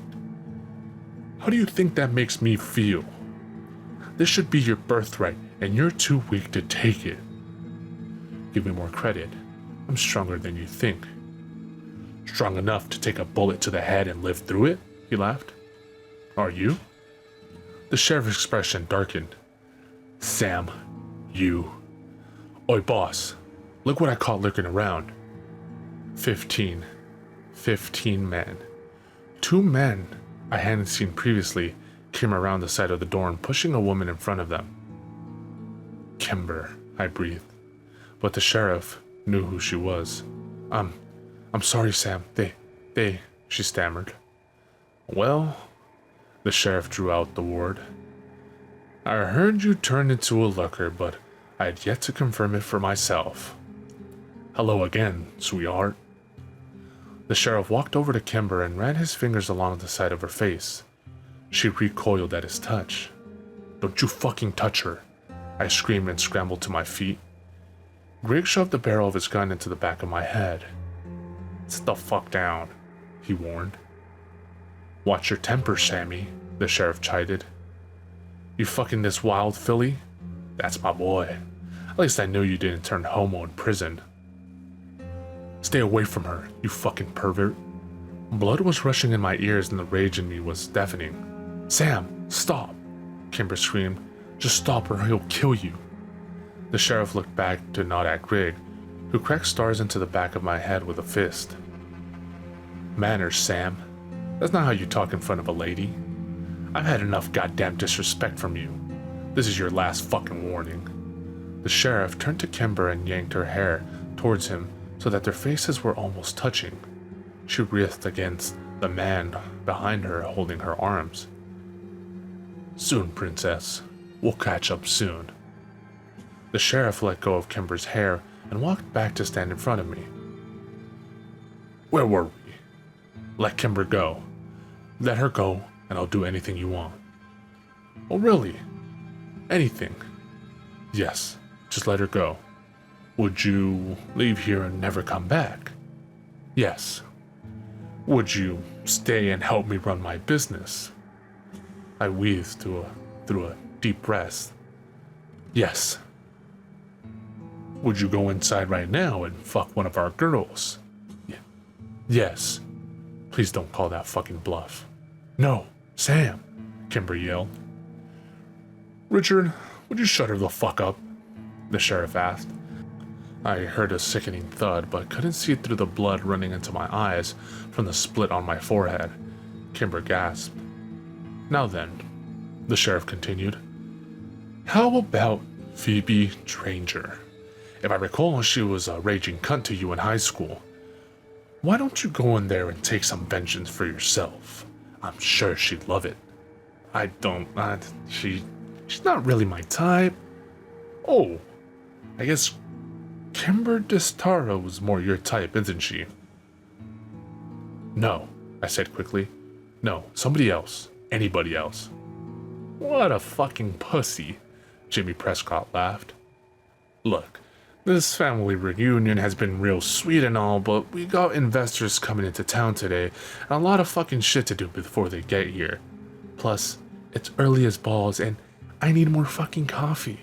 Can we just kill this little prick and get on with our day? The sheriff shot Jimmy an annoyed look. Do I look like I need to be fucking entertained right now? Did I tell my monkey to dance? No, I fucking didn't, so shut the fuck up, monkey. Jimmy shrugged and took a sip of coffee. Actually, Jimmy, on second thought, take the girl inside and find her a new home, the sheriff said. Make yourself fucking useful. No. You can't take her in there, I beg. Please, I'll do anything, Dad. Please, just don't make her go in there. The sheriff turned around to give me a disgusted look and shook his head in disappointment. Then, without even turning to look at her, the sheriff shot Kimber in the chest where she stood, and she fell over into the snow without making a sound. Oh, quit your yelling. I try to warn you, Sammy, the sheriff said through the echoes of the shot still resonating through the camp. I dropped to my knees and screamed into the snow until I had burst every capillary in my face. Jesus Christ, son, the sheriff said in disgust. Enough theatrics. I didn't even act like this when your mother died. You killed her, I screamed at him. You murdered her. He shrugged. I've killed a lot of people. Although, I must say, I do regret that I'm not gonna get a turn with her again. Usually, I don't like redheads, but there's something about her. Like father, like son, I guess. He laughed. I told her not to come. I mumbled, barely coherent. Shut up, shut the fuck up, I screamed at him. Greg took a step towards me, but my father stopped him with a hand. Let him throw his tantrum. He did the same thing when I took his toys away as a kid. This ain't no different. Richard stepped over to Kimber's lifeless body and exchanged a few quiet words with the sheriff. I couldn't hear them over the dry heaving of my stomach, which didn't stop until my abdominal muscles ached from the force of them. Richard's just had an interesting idea. You're in for a real treat, Sam. Get him up, the sheriff said to the men behind me. They hauled me to my feet and shoved me in the direction of my father. I stumbled, but didn't fall. We don't use it too much anymore on account of the noise, but how about we throw your girlfriend's body into the shiny gentleman and scatter her bone fragments all over the mountain? He slapped me on the back. That way, she can be here at the mine for all eternity. I bet she'd like that. I was shaking so violently, I could barely wipe the blood out of my eyes. No, I said, and fell back down on my knees in the snow. No? Are you sure? He asked. I could hear the smile in his voice. No, please. My voice broke over my words. The sheriff's smile fell into a look of distaste. Don't beg, he spat. It makes you look weak. Get off your fucking knees. Please don't touch her, I continued. You know what the fuck your problem is, Sam? You're not man enough to take what you want. You're not strong enough to say, fuck what's polite. Fuck the consequences. Fuck the law. You're a fucking cop, I choked. See? Now there's a bit of spirit. Sometimes in life, you just have to claim what should be yours. That's what society is built on. Now, our operation may not work within the laws of the land, but we sure as hell work within the government. But, Whitney, look what it did to her. This place. I ain't gonna warn you again, boy. Keep my daughter's name out of your mouth. Which daughter? I asked. The sheriff sneered. What can I say? Whitney is a beautiful name. It's sick. You're sick. You need help. I have help. Look around you, Sammy. He gestured to the 14 men standing in a half circle around me. I am a sultan. These are my governors, and that is my harem. Go fuck yourself. He sighed. I'm starting to think you're not gonna come around, Sam. I will never be a part of this, and I will never stop trying to kill you. Well, I'm real sorry to hear that. That's a pity. Looks like we're gonna have to break you in like a horse. I kinda wish I'd left at the start ago alive now. Fuck you. I spat into the snow. You say another fucking word like that to me, and I'm going to execute you right here on your fucking knees.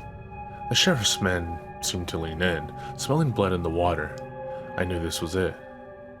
If you wanted me dead, you would have already shot me. Are you sure about that? The sheriff asked and leveled his gun at my forehead. Why don't you pull that gun on me and find out? No, I'm sure about that. You need me. Through the sea of your bullshit, I see the truth. It's a pride thing. You want your son taking over your business. You want another Walker in charge. The sheriff's mouth spread into a wide smile, but he didn't lower his gun. I can make another son. You could, but you want me. You want to break me. You want me to mold you into you, because that way you win. Oh, I've already won, Sam. Nah, I have. You're a slave to your own fucking hubris. I can say and do whatever I want, and your pride won't allow you to kill me. Maybe not. The sheriff shrugged and dropped the barrel of his gun to my chest. But I can break your ribs with a fucking bullet. I heard a shot, but didn't feel it enter my body. I instinctively put my hands over the entry wound on my chest. I didn't have to feel it to know it was there. Sound was pulsating in and out of my ears, in time to my deceptively calm heartbeat, but through the waves of sound and silence I could hear them all laughing. Hurts like a fucking bitch, doesn't it? The sheriff laughed. A shot to a ballistics vest hurts a hell of a lot more than a kick with a steel-toed boot. But of course, your ribs were already broken, so that must really sting.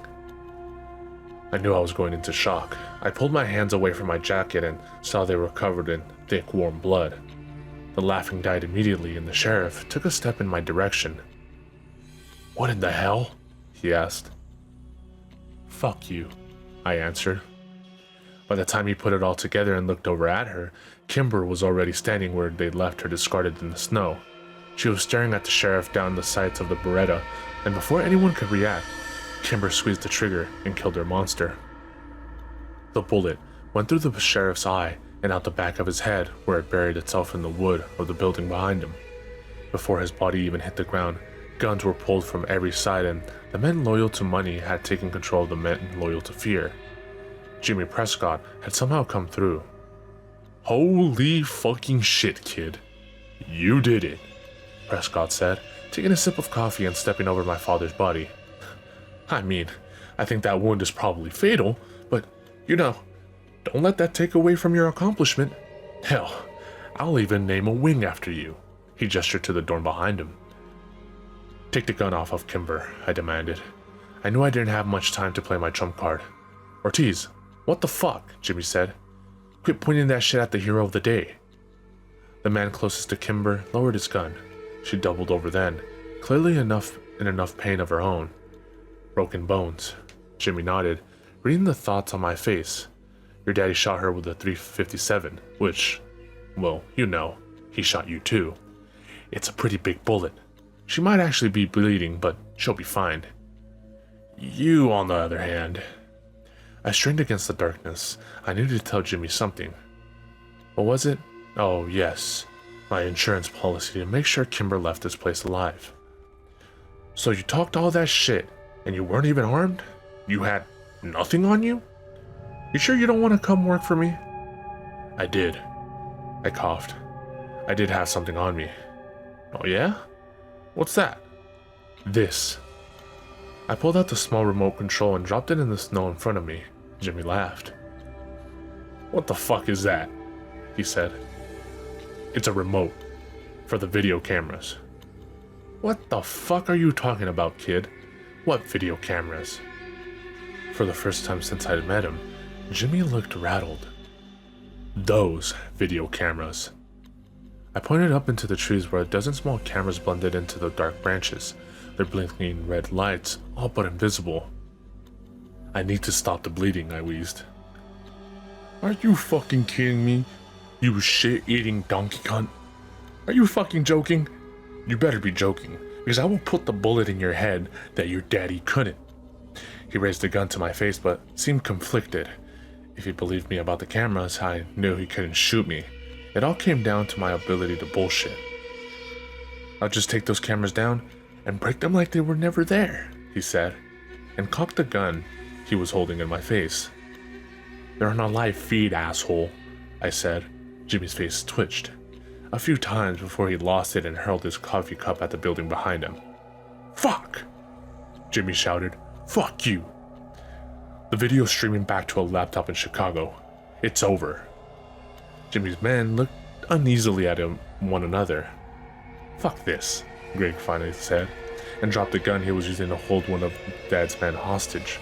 They scattered like roaches to all sides of the camp, starting their trucks and speeding down off the mountain.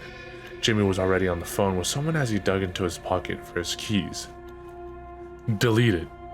All of it. Get it off the DHS intranet and make sure it's gone for fucking ever. He paused. I don't give a shit where you are.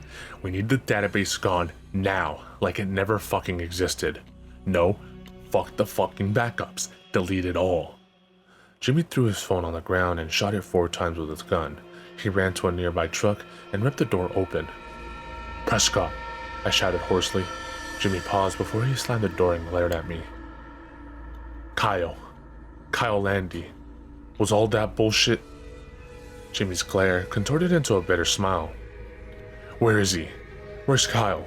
I asked again. You fuckers will believe anything.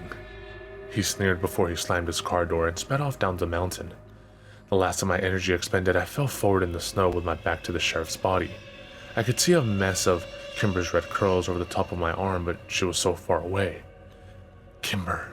I gasped through the blood in my mouth, but she didn't stir. With my strength running out like sand in an hourglass, I pulled my phone from my jacket and dialed Seth's number. He answered on the first ring. Tell me. It worked. She's alive. I'm alive. The high school. Those sick fuckers host all the records on the school server. Drisking High. Drisking High. Got it. Can you get in? I'm working on it. That database is gonna be locked down secure as fuck, but like I said the other day, I'm pretty good at what I do. I don't know what the file would be called. I muttered and dropped the phone down next to me where it sunk into the snow. I faded in and out for the next few minutes, trying to hold on. I got it, Seth finally said. I just looked for the most buried shit on the server. They're scrubbing it fast, man, but I got it. They definitely know I'm here, though. I felt myself pulling away from my body. Fuck me. There are some serious heavy hitters in here. I can't believe they kept it on a school server. What a fucking asshole. I could barely hear Seth anymore. Hey, you okay, bro? Sam? And then I was done.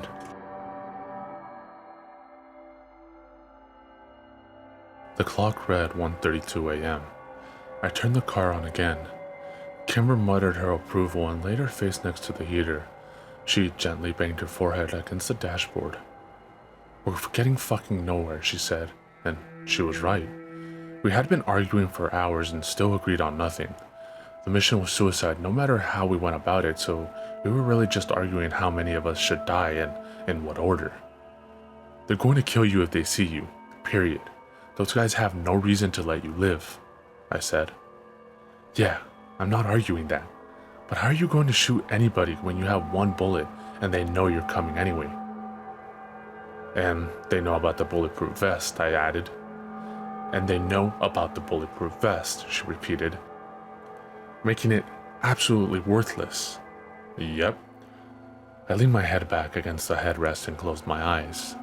I just wanted to sleep. We need more time, at least another day. If we don't come to them in the morning, they'll come to us, I murmured. And kill us either way. Right. We're dead in every scenario. Kimber suddenly sat up. Unless... I turned my head to look at her through one eye. Unless what? Unless we do something stupid. Oh, Kimber, that ship has fucking sailed. No, listen, I'm serious. You wear the vest, and you give me the gun. Split up the vest and the gun? Yeah, they won't expect that. Yeah, because it's fucking stupid. As soon as one of us pulls out the gun, they're going to get shot. So, if that's the plan, I'd rather you wear the vest. But I need the gun, she countered. Then wear both. No, that's... She was silent a moment. Well, actually, that's pretty brilliant, she finished. I gave her a dubious look. What are you thinking? Hear me out. I'm going to get shot either way, and that actually puts us at an advantage. Let him shoot me. Then once they've forgotten about me, and they're not paying attention to me anymore, I'll shoot him. Well, you're banking on the fact that they don't search us when we get to Borrasca. Yeah. And that they don't just shoot you in the head. Granted. And also that they'll shoot at you at all. I mean, they could just, keep you there. Okay. And finally that Jimmy will, or even can, take control of the situation like he promised. Kimber nodded. Okay. All acceptable risks. She smiled. You're high, Kimber. I'm fucking not. But are you? Because for this to work, I'm going to need you to streep that shit out of this. I wish, I scoffed. Kimber raised an eyebrow. That package didn't have drugs in it, I said. What? Sorry, but I couldn't tell you at the time. You would have realized that I was going without you. You were a dick, Sam Walker. So what did it have in it? I shrugged. It was a care package from Seth. He sent me video cameras. Why? For what? Remember the night I disappeared with the car for several hours? Kimber's eyes narrowed. Yes. I used the directions Jimmy Prescott gave me to find Borrasca II. Please don't call it that. And please tell me you're fucking joking. Sorry, and no, I'm not. I couldn't see much or hear anything, but I was there. I know the way. It's the reason we're parked on this road right now. I can't believe you went to Borrasca. I can't believe you, Sam. That's madness. Yeah, I realized that too late. And the whole thing took me longer than it should have because I had to be fucking stealthy. Which I don't know if you've noticed, but I'm not a graceful person. I had to fucking climb trees to velcro that shit down. Oh, and I had to fucking find the place. So holy shit. We're going to have actual footage from the mine? It's brilliant. Not exactly. They're dummy cameras. What does that mean? They're not real? Yeah, they're sold as like deterrents. But then why would you risk that? Why even bother putting up deterrents? To, deter anyone from murdering me. Oh, god damn it. I really wish they were real. Yeah, me too, but there's no way I could have installed something like that. Fuck. If we had film, we wouldn't even need the Borrasca records. Seth thinks that if we figure out where the files are, he might be able to get in and download them. Kimber sighed. So many ifs. So you really want to get shot, huh? I think it's the best plan we got. Maybe I'll just stumble into the camp later than you, get caught. That way they'll assume you have the gun and I was just being careless. Sam? Sam? She was shaking me. I had drifted off. Sam, wake up. Wake up. Good afternoon, Mr. Walker. I'm sorry to wake you, but the detectives have been asking to interview you since yesterday. I am afraid they're very insistent. I tried to focus on the woman standing next to me. Everything was very white. Where am I? Drisking Regional. I'm Dr. Clava, and since you're going to be speaking to two of the rudest men I've ever met, I'm going to up your morphine a smidge. I blinked a few times against the bright lights that stung my eyes. No morphine, please. Take me off of it. Are you sure? You'll be in a bit of pain if I do that, she said as she walked over to the IV drip. Yeah, turn it off. Where's Kimber? How's she doing? Also, how am I not dead? I'm not Kimber's doctor, so I'm not sure who you're talking about. As for your survival, you owe that to a rather skilled surgeon on staff here. I could already feel the pain radiating from my chest below my heart. Is there any way you can make it any darker in here? Absolutely, she replied as she walked to the door and turned down the lights. Good luck. A nurse will be here later to check on you. I didn't recognize the two men who pushed past Dr. Clava in the doorway. They were serious-looking men with a dry air of immediacy around them. Sam Walker. My name is Agent Grant. This is Special Agent Tripine. We're with the Federal Bureau of Investigation. How are you feeling? I'm fine. My voice sounded strained and I tried to sit up. When it was clear I wasn't going to make it, Agent Grant grabbed my arm to steady me and pointed to a remote control at the edge of the bed. I held the raise button until the bed sat me up level with the two men. We're here because you were found unconscious and near death at a crime scene, along with a 27-year-old woman and the corpse of the county sheriff, Grant continued. Sounds about right, I said and rubbed my face. I winced as I brushed my nose. They had set the bones, but it was all still very tender. I didn't even want to see my chest. Can you comment on the events that led you to that location? Agent Grant asked. Tripine remained silent. Sure, I'd fucking love to. But first, I really need to know where Kimber is. She's in federal custody, giving her own statement. And what happened to all the women at the mine? The people who were in prison there. The victims have all been removed from the scene. And why are you only talking to me now? I tried to contact the feds for years about Borrasca. Is that the local name for this trafficking group? Sort of. I winced at a stab of pain that ricocheted from my spine to my ribs. We don't have any record of you contacting the FBI at any time. Yeah, well, I did. And that will be addressed. An internal investigation has been opened due to the, shall we say, sensitive information leaked by the press on Wednesday evening. Oh yeah, did they receive some sort of press packet? Do you know something about that? Tripping finally spoke. I know nothing about that, but I do know a lot about everything else. I wanted to laugh. This was ludicrous. I was alive. The sheriff was dead. Borrasca was gone. And everybody associated with it was going down. It was almost everything Kimber had wished for. It couldn't be really happening. The detectives pulled two chairs that were sat back along the wall up to the bed.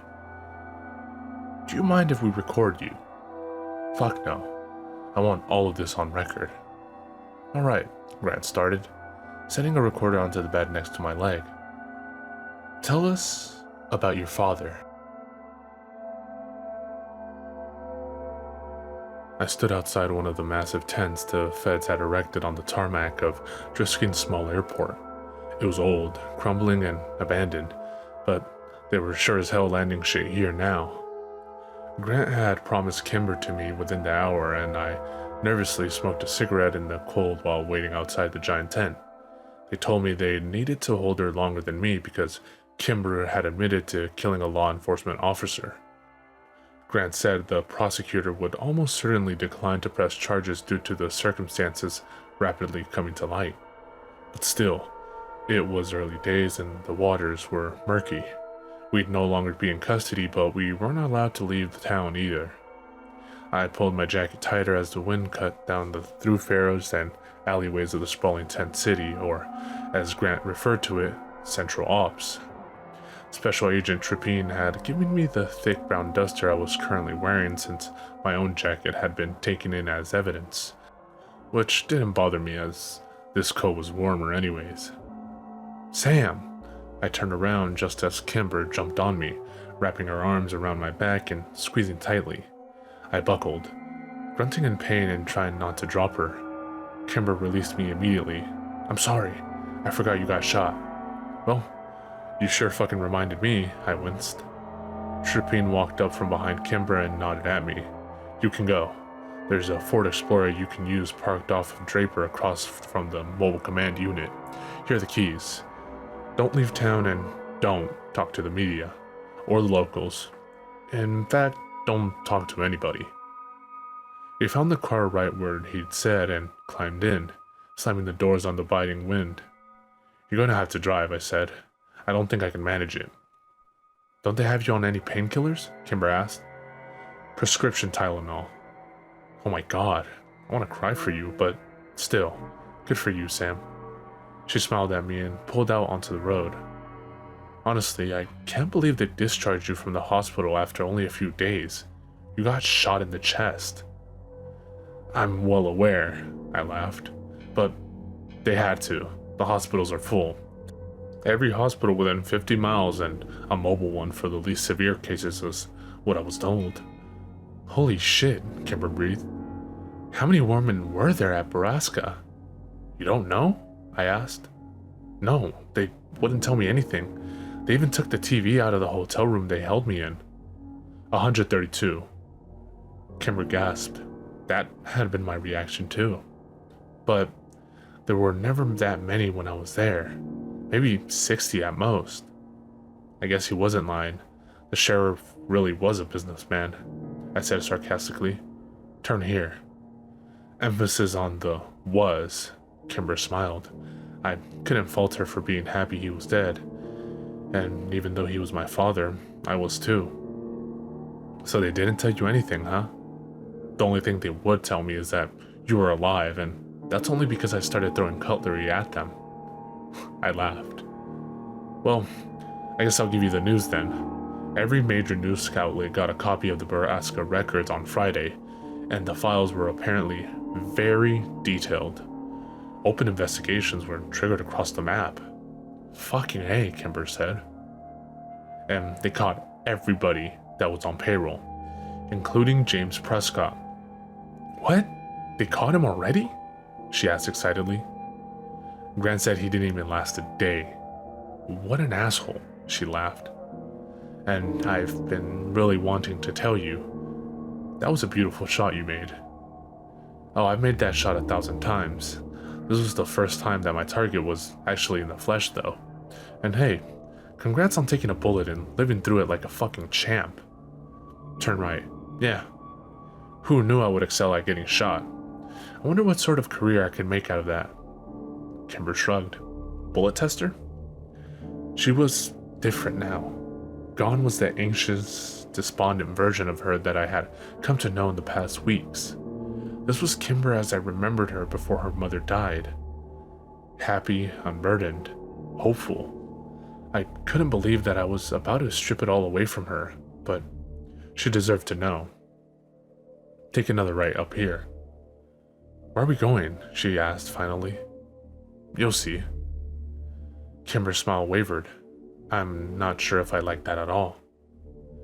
"At the end of the street, we're looking for house number 445. There, she said, and pulled into a spot at the front of a large Gothic-styled house. This place is off-putting. What is it? It's a group home.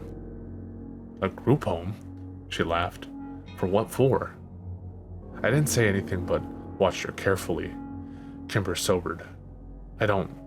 You mean... Her hands, which were tucked back into her sleeves, suddenly covered her mouth as she realized why we were here. Kimber began to shake her head, but Jimmy said, I heard him say... Well, contrary to Jimmy Prescott's last words to me, I don't believe everything he says. I took a deep breath. The Landys left town with just about everybody else 2 days ago. According to Grant, they didn't take their oldest son with them, just Parker. Kimber continued to stare at the house with her hands over her mouth. She looked like she was about to cry. And, I continued, Grant orders Kyle's caretaker to stop giving him his daily meds until they could get a hold of his doctor, who skipped town with the rest of Drisking. So, Kyle's inside, Kimber breathed, and he's been off his medication for days. Which means if he has been sedated for all this time, like Jimmy said, he might not be anymore. Kimber coughed into her hands, but it sounded more like a suppressed sob. I put my arm around her. Are you okay? She pulled her hands away from her mouth and shook them loose of her sleeves, then reached for the key and turned the car off. I'm fine. I'm ready. Good. Let's go get our fucking boy, I said. We rang the bell on the palatial home and a young woman answered, looking frazzled and annoyed. Hi, we're here to see Kyle Landy, I told her. Landy? Are you family? She asked, brushing unkempt brown hair back from her face. Yes, we're family, Kimber said. The woman crossed her arms and leaned against the door jamb. Kyle's family hasn't visited him once in all the years he's been here. Are you on his authorized visitation list? I doubt it, I laughed wryly. But we're coming in anyways, Kimber added, mimicking the woman's defiant posture. She sighed and dropped her arms. Fine, I don't care. I'm the only one here. Everybody else has left the town because of the scandal. She moved aside and we walked into the foyer. The woman closed the door behind us and gestured up the grand staircase. He's in this room, second door on the left. We turned to go. Oh, and please remember that he's non-verbal, so don't expect him to talk to you or move or anything. If you want to bring him downstairs, let me know and I'll get the key to the elevator. Fine, thanks, Kimber said to the air behind her as she climbed the stairs. I followed behind more slowly, taking deep, measured breaths. Please, Kyle, please. Please be real. By the time I got to the top of the stairs, Kimber was standing in the open doorway of Kyle's room, as if she couldn't bear to go any further. She was crying softly into her hands, and when she turned and saw me, she began shaking her head. I can't. I just can't, Sam. I walked over and gave Kimber a hug. It's okay. It's gonna be fine, I said into her hair. I took a few moments to mentally prepare before I finally turned around and glanced into the room. Kyle was in his wheelchair, which was facing the bed, and he was staring straight ahead at the swirling oak of the wall in front of him. He didn't react to our voices or move in the slightest. I couldn't be sure he was even blinking. I released Kimber and walked slowly into the room. I sat down on the edge of the bed in front of Kyle to study him. His injuries had all healed, other than his nose, which remained out of place and broken. He was wearing flannel pants and a nondescript white t-shirt and socks. His hair was long and a red beard covered the bottom half of his face. His eyes were fixed over my shoulder, lazily settled on the wall behind me. Kyle, I said as I moved into his line of vision. It's Sam. He blinked. Kyle's eyes seemed to try and focus on me, but when I moved, they didn't follow. I could see there was no one behind them, but I couldn't accept it. Not after all we'd been through. Kyle, please fucking tell me you're in there, I begged, but there was nothing to show that he understood. His eyes glazed over, and I knew that what remained of Kyle was only the barest of brain functions. Fuck, I swore. Kimber was now openly sobbing. Stop, she whispered. Sam, stop. I worked to get a hold of myself. Over the last 2 days, I had convinced myself that there was more to Kyle than I had been led to believe last time I'd seen him. I needed him to be more than the soulless vegetable I'd left behind. But being confronted with the human shell in front of me made the truth hurt even more. I stood up from the bed and walked over to the window to watch the snow fall outside. A new powder to cover this place. We had come so far, but not far enough.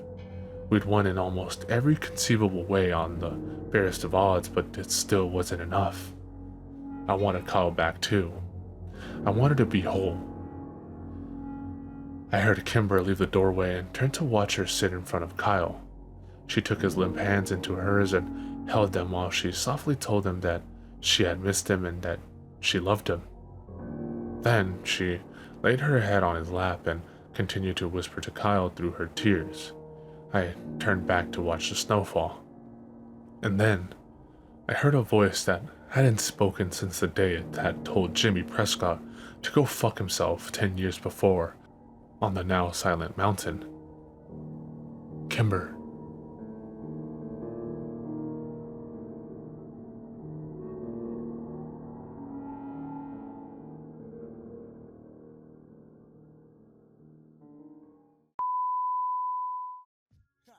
In this little shop of horrors, that's how we get down. Yeah, enter, the project's on the prairie, scary. Greet you at the gate with Bloody Marys. Blood, a rail full of blood. Back to the cemetery, get more blood. Standing on the grave, drinking blood, smoking bones. We seen a crew of ghouls running by with stolen tombstones. With Hell's Angels on the chase, they lust to bust a black skull. Want you embrace, they tie you up in chains and they stomp on your face. They go to purgatory and they beat the fucking case. I look around, man.